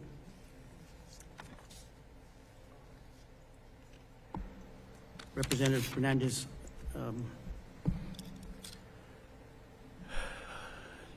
if Medicaid cuts were to happen, I really think the community really have to look at what programs would have to be cut or put on hold in moving forward. As I mentioned, we estimated the third-party revenue accounts for approximately 34% of our operating budget. It's going to be something that we would have to look at and see, well, what projects are we going to move forward because of the cuts. The facility itself is going to open here, hopefully by the end of this summer. A 61-bed facility, 24 beds for female, 24 beds for male, 13 acute detox rooms. Something sorely needed in our community. And I think all tribal nations are suffering because of drug addiction, alcoholism. This facility is a bigger part of what we're trying to do, and what I mentioned in my opening statement of trying to expand the years of life in our community. 5 years and 5 years. If this project and if Medicaid was cut again, we would have to just see what programs that we can continue to move, having to use now tribal dollars to provide these services that third-party billing would, or Medicaid would be able to help in. Thank you, Mr. President. And I might want to go quickly down the line and ask each of you whether, because each of you touched upon the importance of health care in the use of 638, and I'm running out of time, so I'll just ask, would Medicaid cuts affect your ability to provide the full range of services? Would it negatively impact? So Governor Anatoly. Yes, ma'am. If Medicare were to be reduced, then it would affect our operation, because we again utilize third-party revenue as a way to help fund our services, and so any reduction in Medicare would in fact cause us to have a reduced budget. Thank you, Governor. And I think I'm going to run out of time, so maybe a yes or no, Principal Chief Hoskin. Well, I can't be restrained to a yes or no, but I will say that it would be not only damaging to the Cherokee Nation's health system, but think of the opportunity cost in the future. We're in a growth phase. We're building a world-class system of wellness. We're building it notwithstanding the Congress of the United States has not adequately funded Indian health care, so we lean on Medicaid. If that cuts, it's not a single injury, it's a double injury, and I trust members of Congress and the majority and the President when they say There won't be cuts, but this is a trust but verify situation as we go forward. Thank you, Chief Batten. I would use the word it'll be devastating to us because I think to give you a real life example, right now, according to our budget this year for this fiscal year, we're $30 million already behind on where our projections were. So for a health system that has a hospital, 8 outlying clinics, and 2 recovery centers for our males and females, it's almost 50% of our service delivery system. So it will be devastating to us. Chair Supernal. Yes, it would have a very harmful impact in 2 different ways. One, the 9 tribes in Ottawa County came together years ago to establish the Northeastern Tribal Health System. We pooled our IHS dollars, if you will, in order to provide good quality health care for Native Americans in northeastern Oklahoma. So it would obviously have a direct negative impact to NTHS. The second impact would be our Quapaw counseling services that I mentioned previously, which is a drug rehabilitation program.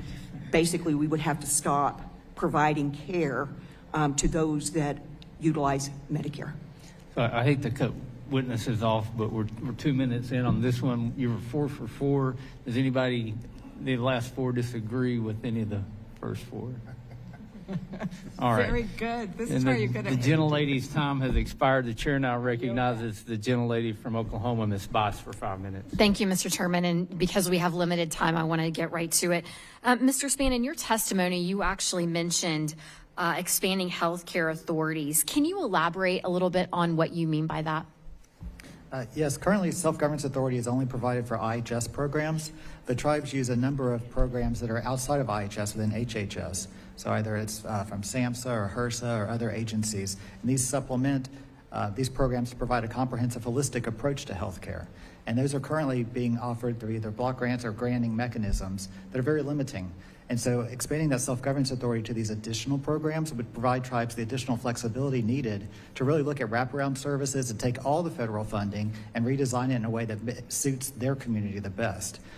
There's examples right now where if you get program funding from an HHS program, that you have to keep that separate from your IHS money. You have to track it separately. You have to have separate staff. You mean bureaucracy? Yes. No. So it would definitely cut federal bureaucracy and cut the red tape. Thank you very much. You also mentioned that you would like to see an update to IHS technology to be able to process these programs quicker. Can you give me a little bit of an insight into that as well? I was actually referring to Department of the Interior. Oh, okay. Yeah. At Department of the Interior, they have an outdated database for transfer of funds. It wasn't ever designed for self-governance or self-determination contracting and compacting. That needs to be corrected. They have challenges with getting reports out to tribes on what their funding is being used, how the funding is being transferred to them, when it's transferred to them. We just really feel like there needs to be an overall modernization within Department of Interior to make sure that they stay on the edge of being able to support self-governance in the future. Thank you. I want to move to education. There's a lot of conversations around education currently, and you all have, I think, the opportunity to provide some services to your tribal members that's maybe unique. Does anyone want to talk a little bit about some of the unique education partnerships or programs that you have provided to your tribal members that you think that we should know about? Chief Batten? Yes, one of the programs we have is it's called the Posse program, the summer school program, where we have 89 different school districts within the Choctaw Nation Reservation jurisdiction area. And it's been proven that if children in the 3rd grade, if they are not at the level they need to, their chances of graduation are very limited. So what we do is we provide that opportunity for all Indian and non-Indian students all across the 89 school districts. And we do that every summer. We employ about 200 teachers to help supplement their income so that they can provide that. They do art, they do all these other types of things. And they love it because they get out of the fixed system of what they have to provide to children, but you get the children back on the path that they need to be, and it's been very successful for us. Anyone else want to Chief Hoskins. Just briefly, Congresswoman, we recently have been part of an agreement through the Bureau of Indian Education, the Native American Agriculture Fund, using in part some Keeps Eagle settlement money and some Bureau of Indian Education money to restore agriculture education at Sequoia School, which is the school that we operate under a BIE contract. If we mean to lead in the agriculture space, and we do, we have to invest in this generation coming up, and that's what we've been enabled to do through that partnership. Fantastic. Anyone else? Let me pivot a bit. Chief Hill, can you discuss a little bit about the Eufaula dorm the Muskogee Creek Nation manages and how services have assisted in education? Thank you for that question. The Eufaula dorm works with the Eufaula school.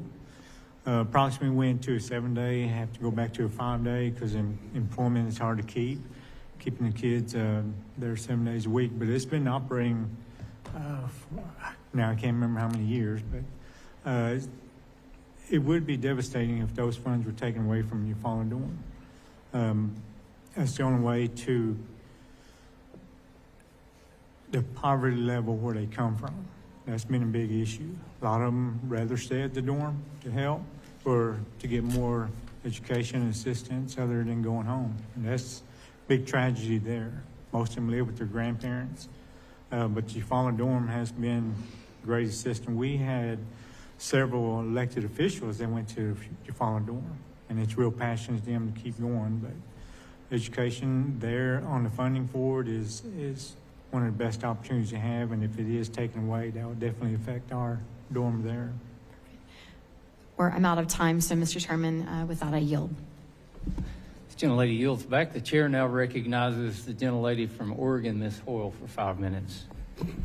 Thank you, Mr. Chair. I represent the central and south coast of Oregon, and which is the home of 4 tribes: the Coquille, the Cow Creek, the Siletz, and the CT Clusie, also 1/3 of the members of the Grand Ronde and the Taloha Dinis. So tribal nations are a really important part of my district. And as an Oregon representative, I bring the values and mission that we have, that the United States has a moral and financial responsibility to acknowledge our responsibility for the injustices of the past. And the Indian Self-Determination and Education Assistance Act and the contracts under it play a critical role in that.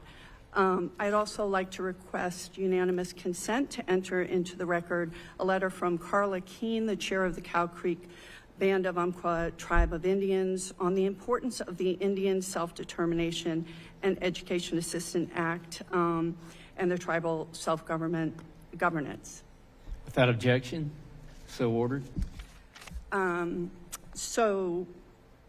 First, I'm going to take a point of personal privilege. My family came over from Ireland during the famine, and the Choctaw Nation, after the Trail of Tears, sent money to starving people in Ireland that my family personally benefited from. And we tell that story, and I heard that story growing up, and we tell our children of your generosity. And I just want to say thank you. It really matters. So, tribes in my district have shown how valuable it is that they've been able to use the contracts under ISDEAA to have local contracts on forestry and healthcare and focusing on health, right, for our rural communities in a culturally competent way. You're an important part of our economy. And Chief Batten, I'd like you to speak specifically to the efficiencies, because I have seen our tribal nations, again, without red tape, use federal dollars more efficiently. The effectiveness of outcomes that you have seen for your tribe in your tribal forest management, what you have done and how you have been able to use these dollars more effectively than the Forest Service on Forest Service lands. Yes, I mean, again, when we're able to, it's our home, right? So whenever it's there, we're able to make sure and protect it. We want to make sure to utilize the resources. We have I always say we're the very beginner in conservation, so we want to make sure and manage all of this, the forestry, the land. We want to do it properly, and we've been able to do that locally in partnership with the forestry department. And we believe, again, like the Ouachita National Forest, we believe any type of property, I would think any tribe here would say that we believe we can manage it. We could do it in a conservative way, and then also we could do it from an economical way in regards into promotion of economic development too, because in southeastern Oklahoma, tourism is a big industry for us. We believe we could drive people to southeastern Oklahoma to practice good conservations and have a good economy. Thank you. I'm working on a bill for tribal co-management of our Forest Service lands. We have the ONC lands where we have a patchwork set of ownership, and we see right next to Forest Service lands, BLM lands, and tribal managed lands how much better and easier it is to manage wildfire prevention and also manage, our tribes manage our forests for forest health for many generations. Is there anyone else here that would like to speak to some of the successes you've had in forest management with federal dollars? Because you get a lot less money than the Forest Service does. No, it's okay. All right, thank you. I yield back. Gentlelady yields back. The chair now recognizes the gentleman from Arizona, Mr. Gosar, for 5 minutes. I thank the chairman for hosting this hearing and our tribal members for joining us here today. We're going to learn a lot. In February, my oversight subcommittee actually had a hearing in regards to the mismanagement of some of the BIA schools. And I think this hearing piggybacks that very, very well. So let's go back to school and look at the word self-determination and what is also the meaning of sovereignty. To be truly sovereign, our tribal communities need to hand up to secure economic development for their future. We need to clarify and define where the trust obligations begin and where it ends with both Indian country and with the federal government. I've always said the future of this country goes through Indian country. I still stand by that. Now, I would be amiss if I did not quantify some of these things about Medicaid. I'm also a dentist, so I know a lot about this, okay? The Medicaid is not being cut, it's being capped. And part of the problem with this capping is what happened during COVID. We rose Medicaid enrollments by 60-some%. We didn't ask anybody about did they have alternative health care. We just added them. It rose over 60%, okay? And all we're asking is that if we were to cap it and to raise it by medical inflation, which is twice the inflation rate, we would save about $1.2 trillion. That's it. But if you were to add into that, if people went to ask for a job, or you were asking them to reapply to find out if they did have alternative methods for healthcare, boy, you'd save hundreds of billions of dollars as well. So one of those things I've always said is that, as I said, the tribes this country goes through Indian country. I also believe that for healthcare. Now, Chief Rogers, how could this Self-Determination Act really help us in the new administration's wellness and preventative aspects?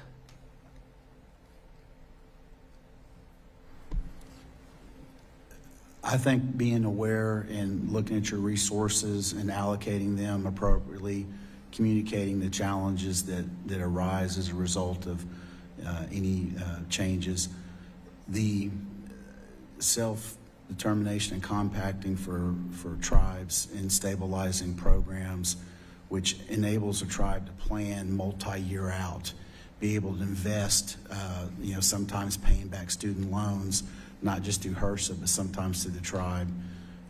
So there's a, kind of a first, second, and third order of magnitude when you're addressing that. So let me ask you another question. Will increased mineral and mining opportunities promote greater tribal sovereignty in your tribe? You brought up the Lasso Act, and I'm the guy who introduced the Lasso Act. I apologize. I have kind of an echo. I didn't hear that, sir. If you could repeat. would increase mineral and energy mining and enhancements, opportunities to promote greater tribal sovereignty. In regards to those areas, we have our Minerals Council, and we have an organization that works and addresses the Osage Nation's requirements and sovereignty expressed in those areas. I'm not going to be able to speak to those today, as I was here for the self-governance and health perspective. I appreciate that. President Javier, I would be remiss if I didn't talk to you. As you know, in the desert, water is life, okay? How could self-determination actually help build, and through Indian country, help regionalize water use and help? Like, for example, in northern Arizona, we've got a number of Indian settlements that could really help a lot of other people as well. You guys are always very preventative. Could a co-op actually work or something like that? Could you give me some ideas how that could work? So Representative Gosar, I know you represent a lot of the tribes along the Colorado River. We live in the Phoenix metro area. We were one of the first tribes to receive our water settlement in our community. And I'll tell you, with the settlement that we received, unfortunately, the agriculture in our community, we don't utilize all of the water that we get from our water settlement currently. So I know because of that, our settlement is used in other areas to benefit others. So to look at the overall, each individual tribe and looking at their settlements, I think it'd be something to really sit down and look at and see how we can all work together to, water is so important in Arizona. I was flying in here and seeing all the rain and all the puddles of water. I thought we sure could use some of this in Arizona. I tease everybody I'd be Paul Bunyan if I could tie it to a plane and take it back with me. I yield back. I'll have plenty of questions for you later. The gentleman yields back. The chair now recognizes the gentleman from Minnesota, Mr. Stauber, for 5 minutes. Thank you, Mr. Chair, and thank you to Representative Lucas and Bice for inviting us to this great state of Oklahoma. I am so grateful to hear your testimony this morning. I wrote some things down that you talked about. It's best at the local level. You've given us the authority and the responsibility. More government isn't the answer. Reduce bureaucratic red tape. The act of self-governance is a form of economic dependence. Those are profound statements that I think we all can agree on. We're seeing that right now at the national level, bringing some departments to the state level and the local level. As a former city councilor and former county commissioner in Northeast Minnesota, I often grew frustrated when officials in St. Paul or the nation's capital told us what to do, gave us unfunded mandates. And I recognize how important this is for our sovereign tribal nations. In fact, it's something I hear from the 7 Ojibwe tribes that I represent in northeastern Minnesota. Grand Portage, Boys Fort, Fond du Lac, Red Lake, White Earth, Leech Lake, and Mille Lacs. Decentralized government that's closest to the people that are most affected, is important across the entire United States, but especially Indian country. The Indian Self-Determination and Education Act has been pivotal in this. But as we've heard from you all today, we certainly have a ways to go and plenty that we can do to strengthen this system. Chair Quapaw, in your testimony, you mentioned the perspective shift Quapaw Nation experienced with participating in self-governance opportunities, moving from dependency to partnership mentality. Could you speak further on this perspective shift and provide a few examples? Thank you, Representative. Yes, I'll start with one example. We have an emergency operations center in Ottawa County. The way that came about was the Quapaw Nation, through its ability to utilize federal grant dollars, we built a building. Of course, Quapaw Nation had to provide for the match dollars as well. In partnership with the other 9 tribes or the other 8 tribes in Ottawa County, plus the City of Miami 911 Board, and Ottawa County. We built that emergency operations center and opened it about a year ago as the first consolidated 911 call center for the entire county.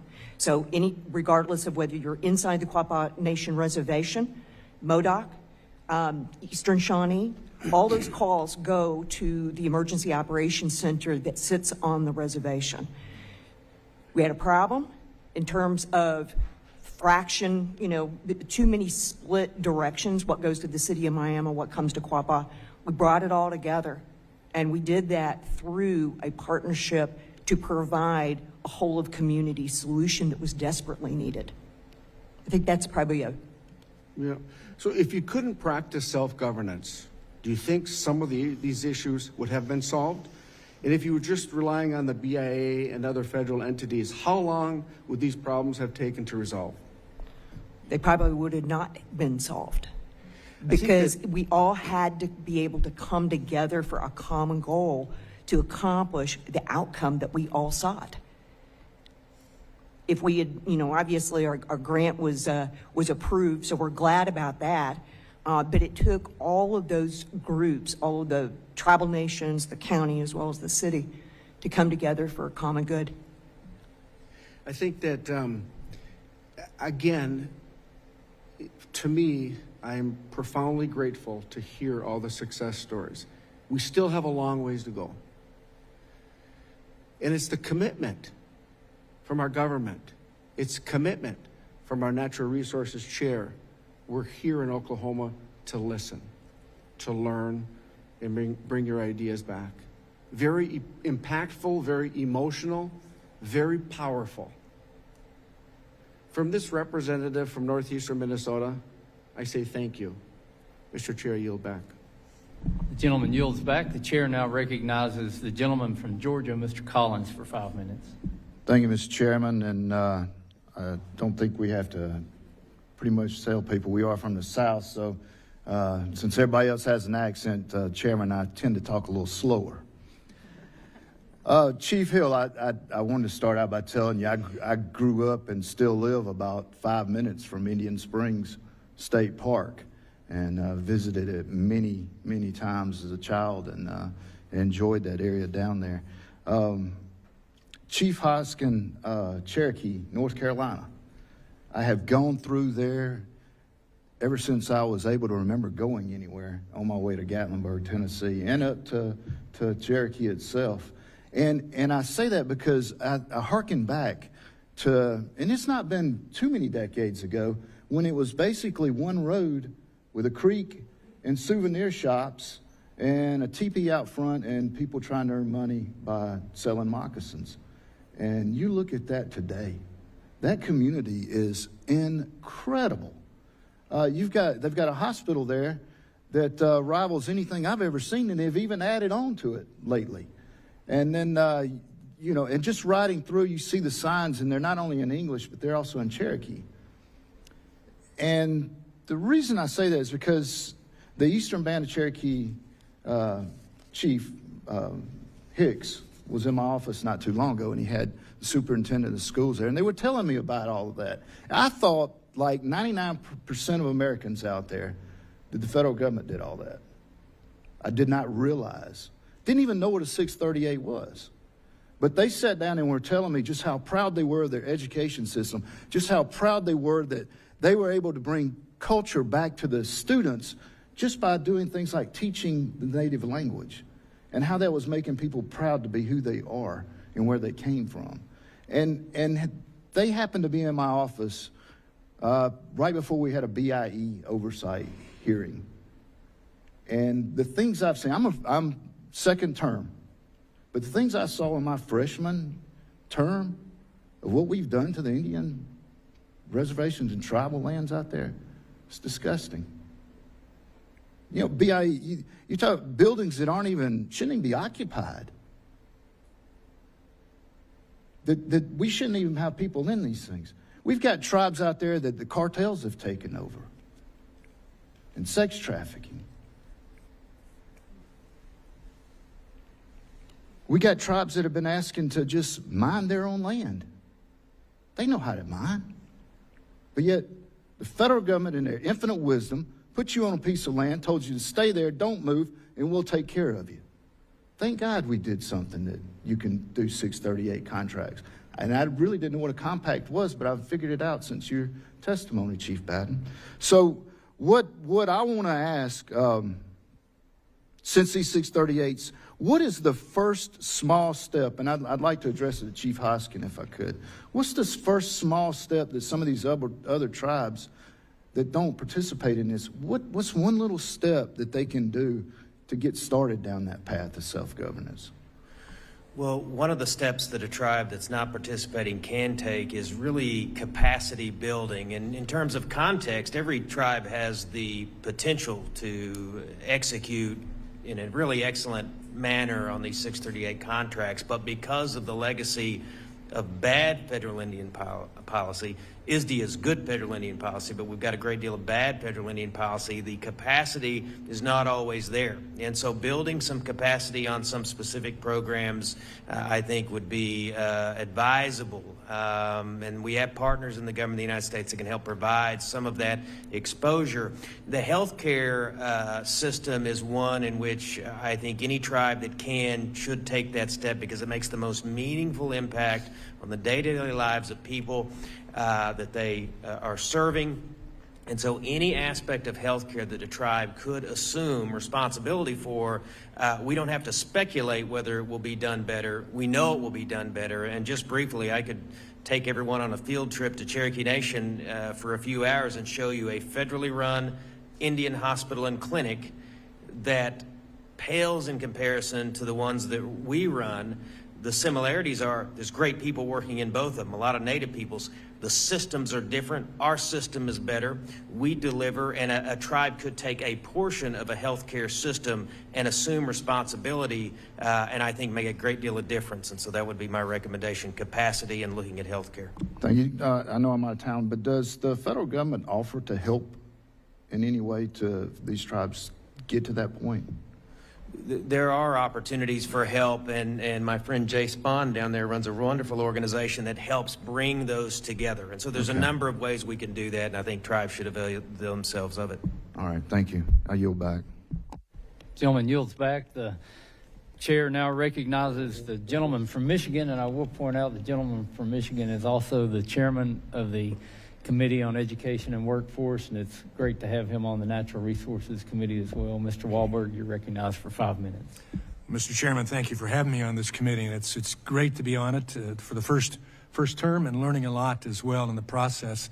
I must state quickly here, this is a great experience for me to come back to this community where 25 years ago, at the behest of the University of Michigan, who had been attempting to get my son's heart condition cared for, couldn't do it, but knew Dr. Jackman here at the university was preeminent in his field, and my son was cured, and to the point that he was able to serve in the military as well. So I have a great heart for that. The only bad thing I remember is an Oklahoma wrestler that I could not best at one experience in my life, and I'll hold that against Oklahoma for a long time. That was in younger years as well. But it's good to be here, and appreciate the opportunity to hear what goes on in your efforts to lead your people, who are our people, together in a way that makes sense. I could ask a lot on education. I appreciated a hearing we had several weeks ago where we looked at it more. But with two tribes in my district now, my new district, we're learning more about what that means, what the impact is there. We're also learning about the great impact, positive, that tribes, including the Pokagon Band of the Potawatomi in my district, have had significantly in our communities, educational system and commerce system as well. Governor Anatobi, let me ask you this. In your tribe's experience, why did you decide to compact services? Our people, thank you, sir, for the question. Our people needed educational services that were not being provided.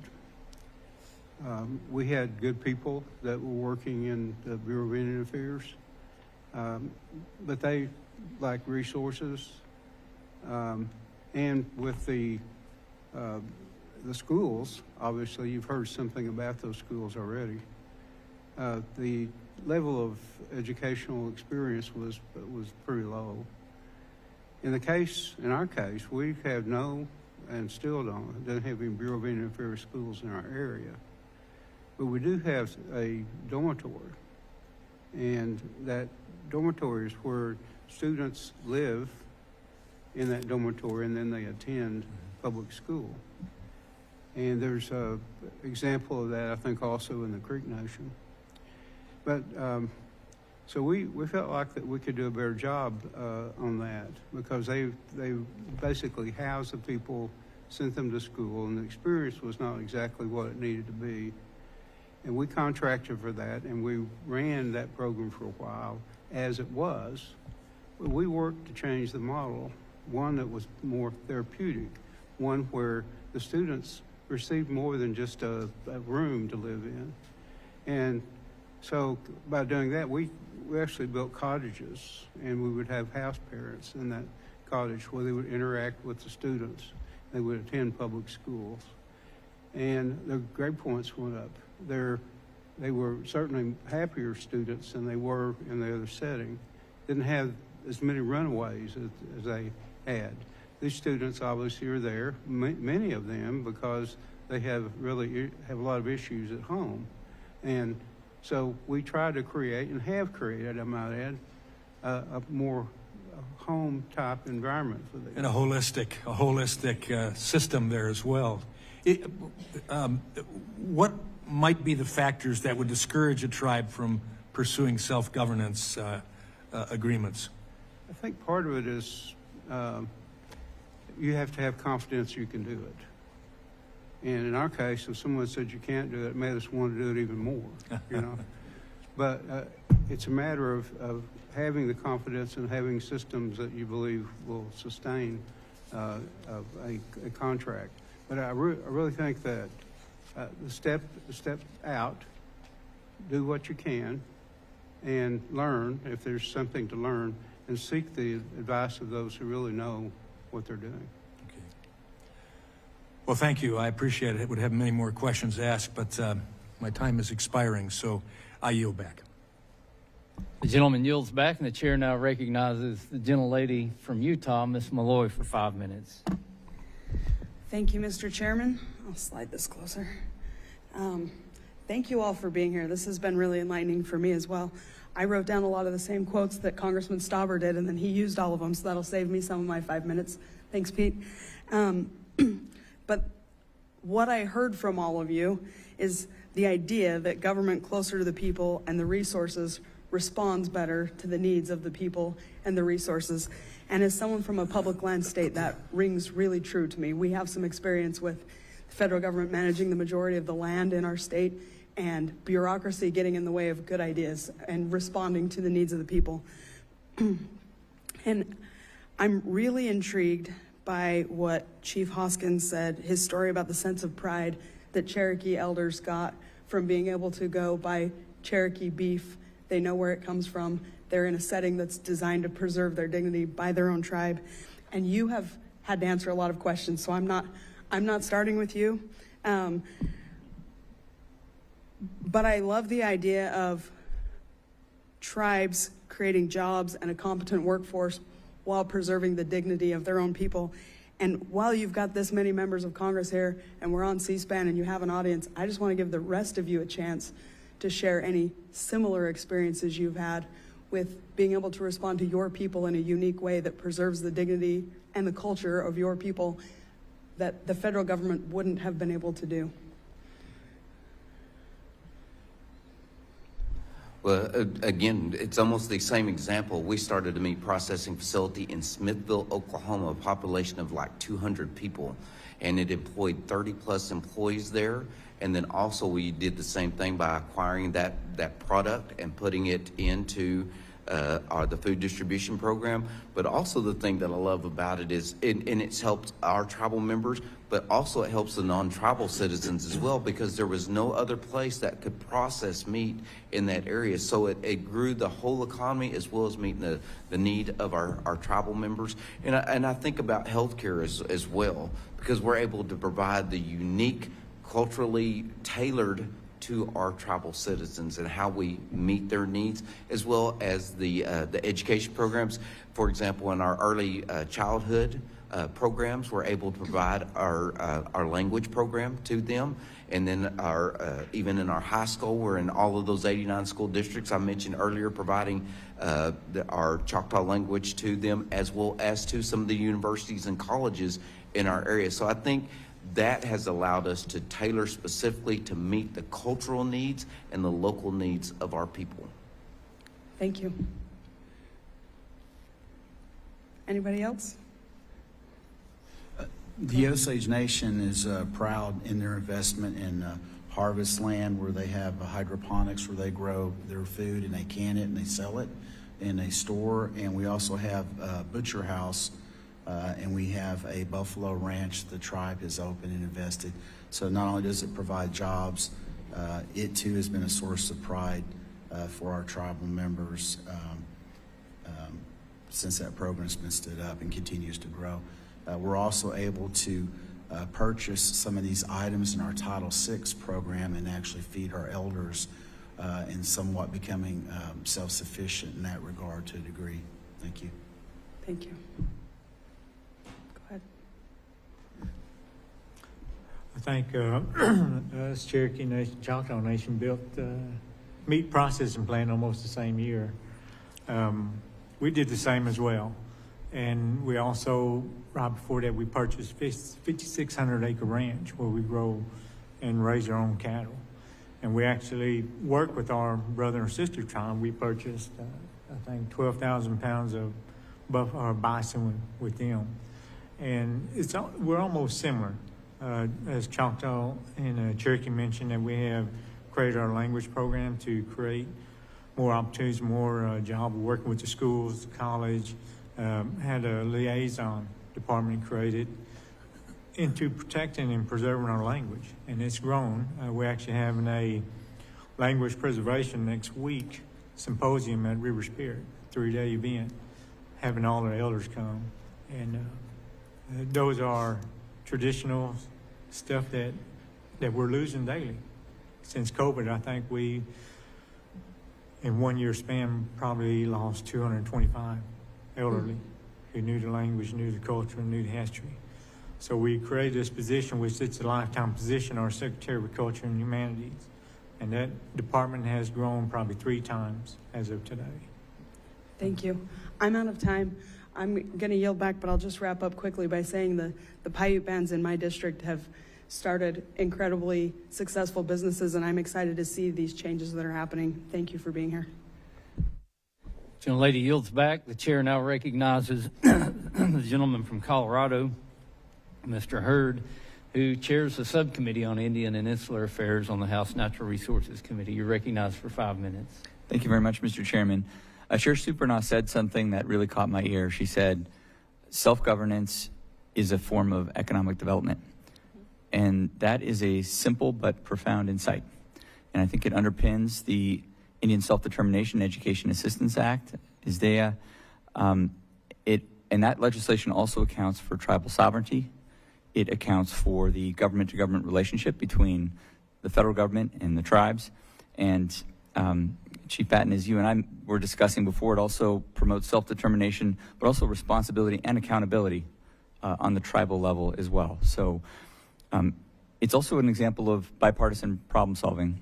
As Chairman Westerman mentioned, I am the chairman of the House Indian and Insular Affairs Subcommittee and Natural Resources, and I'm very happy that my colleague, Representative Ledger Fernandez, is here as well. She's the ranking member on that subcommittee, and I look forward to working with her on advancing public policy that is thoughtful and sensible and good for Indian country. So I want to also thank our witnesses for being here as that subcommittee chair. I look forward to working with you and other tribal leaders across the country in advancing sound public policy.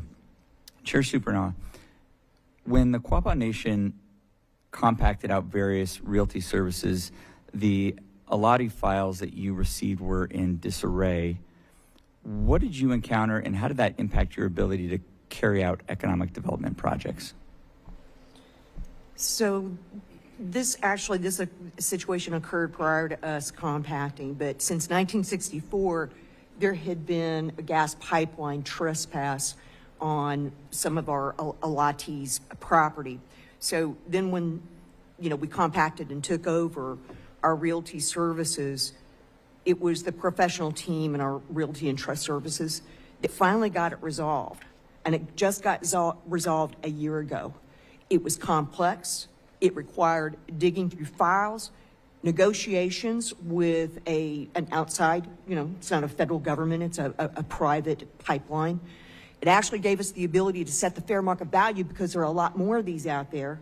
And it gave us a benchmark through our efforts in resolving all those allotment files to be able to set that value so that for other trespasses, we've got something to go against. We've got a heuristic that we can apply that has already been negotiated and already settled. And we did it without going to the courts. We're actually able to do it directly between the company and the tribe's realty office and resolve it for the benefit of the family members that this impacted. Thank you, Madam Chair. Very helpful. My next question is for Mr. Rogers and for Chief Hill. Can you walk me through your compacting negotiations with IHS? Were there specific delays or hurdles that you encountered in that process that Congress should be aware of? Mr. Rogers. Yes, sir. We were compacted prior to my arrival with the Osage Nation. They started and embarked upon that toward the end of 2014 and completed it in the fall. So it was about a 2-year process. There was a lot of consultation, and like you heard here testimony earlier, a lot of the tribes help each other through that process. And kind of in the spirit of Benjamin Franklin, Indian country, listen to that. If we don't hang together, we'll get hung separately. Chief Hill, can you walk us through your compacting negotiations with IHS? Were there any delays or hurdles that we should be aware of? Not to my knowledge, as well as him. All that was done prior to me. But it'd be something I definitely will find out for you, but not to my knowledge as of today. Okay. Good. Well, I want to thank all of you again for being here. It's an honor to be here. I think I'm the most junior member here on this dais, and it's an honor to be here, to be with you. Look forward to working with you and other tribal leaders in the months and years to come. Thank you very much. And with that, Mr. Chairman, I yield back. The gentleman yields back.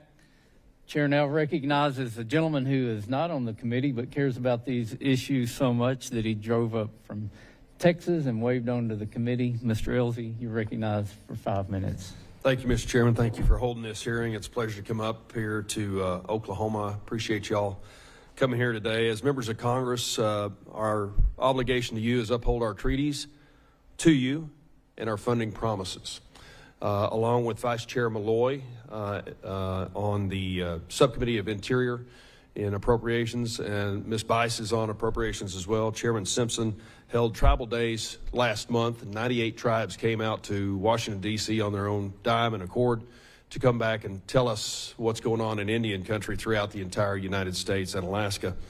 I guess it's a state, but, it's a long way off. What came out of those meetings that most troubled me was the life expectancy of Native American tribes. And right now, I think it's sitting around 64, certainly in the western states, not including California and Washington. But after COVID, it was the ethnic group most hit by COVID, losing 10 years, going down from 70 to 60, as I understand it. And it's the one ethnic group that has not recovered since the end of the pandemic. And we tried to get to the reasons why, and listening to all of those tribes, it's generational trauma, it's poor food, a loss of culture, poor water, lack of education, law enforcement and a lack thereof, medical care in clinics that aren't able to see enough patients or too far away, missing and murdered indigenous women and people, followed by despair and a lack of hope. And like my friend Mr. Collins here, it's very emotional for all of us who have had to listen to it. But I want to concentrate on the law enforcement piece. The number one job of any government, municipal, county, state, local, or federal, is safety of her citizens. And that was the overwhelming problem amongst everybody that came and talked to us. So I'd love to hear from, it seems like in Oklahoma, y'all have figured out a lot of solutions through self-governance to the problems that we just talked about. I'd like to hear from any of you, whoever wants to speak up, if you figured out the law enforcement problem, how you get enough folks to patrol and take care of your people, where the money's coming from, and how we can do better. Does anybody have the answer? Mr. Hoskin. Well, we haven't figured it out, we haven't perfected it, but we have made a great deal of progress at the Cherokee Nation, and I recognize my colleagues here have been doing the same ever since the July 2020 Supreme Court case in McGirt, which was the Creek Nation case that reaffirmed the reservations. It expanded the geographic scope of what we're obliged to do, which is, as you mentioned, is to protect the people.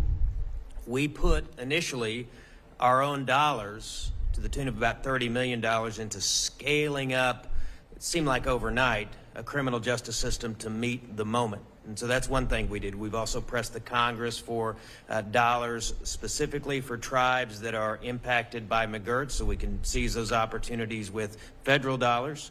We've also strengthened what were already, I think, very good working relationships with the United States Department of Justice and with the Bureau of Indian Affairs with respect to law enforcement and prosecutions. We've been engaged in the Missing and Murdered Indigenous Persons initiatives. One thing I would note that's relevant to ISDEA is, as we have amassed some third-party revenue, which only happens when tribes can take control of their own health system, we can start, and we have at the Cherokee Nation, identifying public health crises that at first glance as a layperson you wouldn't recognize, I wouldn't recognize, and that is that a lack of public safety is a public health crisis, a lack of affordable housing is a public health crisis, and so we're shifting some of those dollars to do this.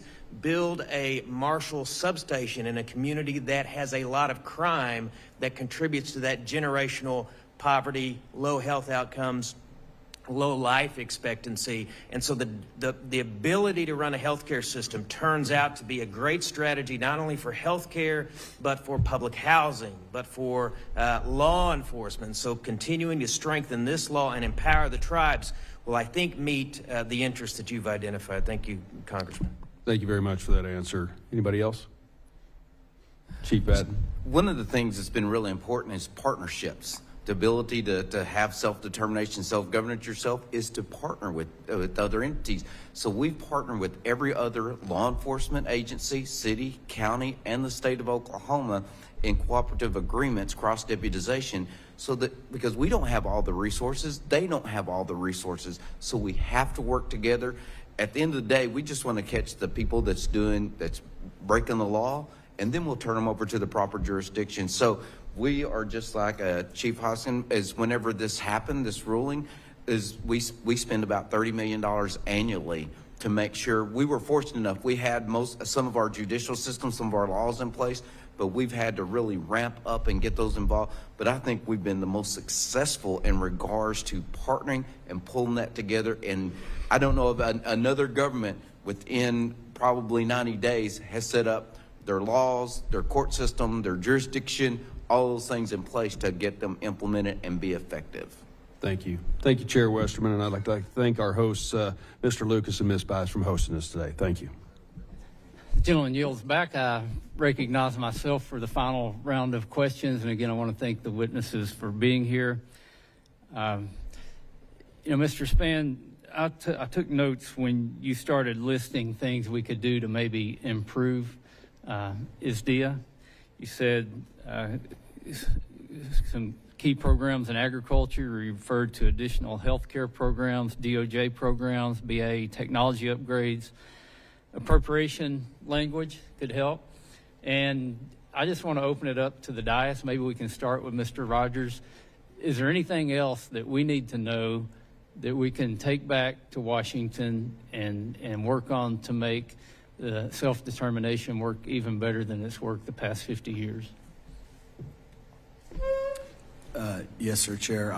I believe more education and resources from the BIA and IHS to assist tribes that are going through that process, and not forget about them once they do.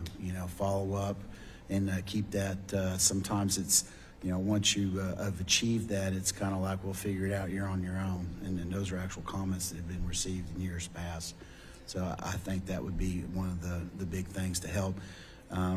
Also, when it comes to attracting professionals in the health side, HRSA and the continuation of the funding, the student loan payback program with the people who choose to work in Indian country continues to be, for us, a big concern. Thank you.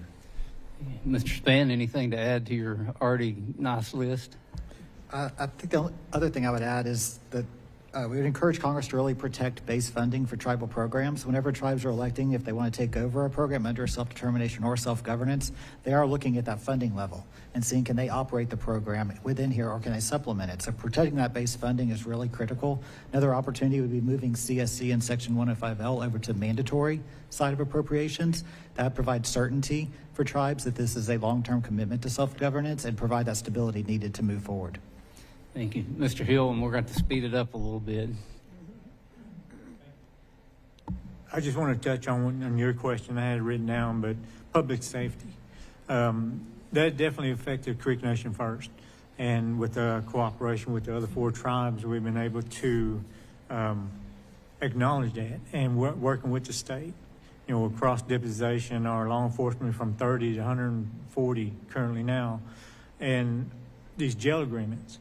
And once that had happened, they almost tripled in price from $30, almost $89 a day that we have to pay in our jurisdiction, regardless what native they are. That's increased. So anything that can help with us, with all the tribes here. Chief Batten said before that he was looking at me as the guinea pig because it affected us first, and they gave them an opportunity to think ahead on what we can do. The unique thing about it is our tribal law enforcement has to learn state, federal, and tribal. Everyone local just knows the state and federal law. So that's the unique thing about it. They can go to the city limits, and the county can only go to the county limits, but tribal law enforcement can travel all 11 counties where we can help. With the new drone system, we've been helping, as I mentioned last night, had a victim or had a suspect with the assistance with Cherokee Marshals and Creek Nation, they was able to capture that person. And we had 2 just recently, working with Tulsa, working with Okmulgee, just creating that partnership. Because our goal is public safety, keep bad guys off the street. Thank you. Well, in the interest of time, I'm going to ask the rest of you if you will submit those answers in writing, if you have them. And Chief Batten, particularly telehealth, I know you have some experience with that, and I'd love to get some more information in writing on how that's been beneficial. And to wrap up, as I was thinking about celebrating 50 years of ISDEA, I was also reminded of some research I'd recently done. And on June 17th, we will celebrate 200 years of a quote that is the only quote that's chiseled in stone and put in the House of Representatives. It's a quote by Daniel Webster, and he was celebrating the groundbreaking for the Bunker Hill Monument, which was to commemorate 50 years past the Battle of Bunker Hill. And there were 1,000 people in the audience, 190 Revolutionary War veterans, and even Marquis de Lafayette, who was the Frenchman that helped us so much in the Revolutionary War. And those words that are inscribed in the chamber of the House of Representatives were right at the end of Webster's speech. And I take it as a challenge to all of us. I take it as a challenge to America when Webster said, "Let us develop the resources of our land, call forth its powers, build up its institutions, promote all its great ideas, and see whether or not we too in our day and generation might do something worthy to be remembered. And I will say that in 1975, Congress and the President did something in their day and generation that's worthy to be remembered, and it's an honor to be here on the 50th year anniversary to celebrate its day and to hear the tremendous impact that it's made. I hope we can all work together to see that be even better in the future. The members of the committee may have some additional questions for the witnesses, and we will ask you to respond to these in writing. Under Committee Rule 3, members of the committee must submit questions to the committee clerk by 5 p.m. on Wednesday, April 9th, 2025. The hearing record will be held open for 10 business days for these responses. If there's no further business, without objection, the committee stands adjourned.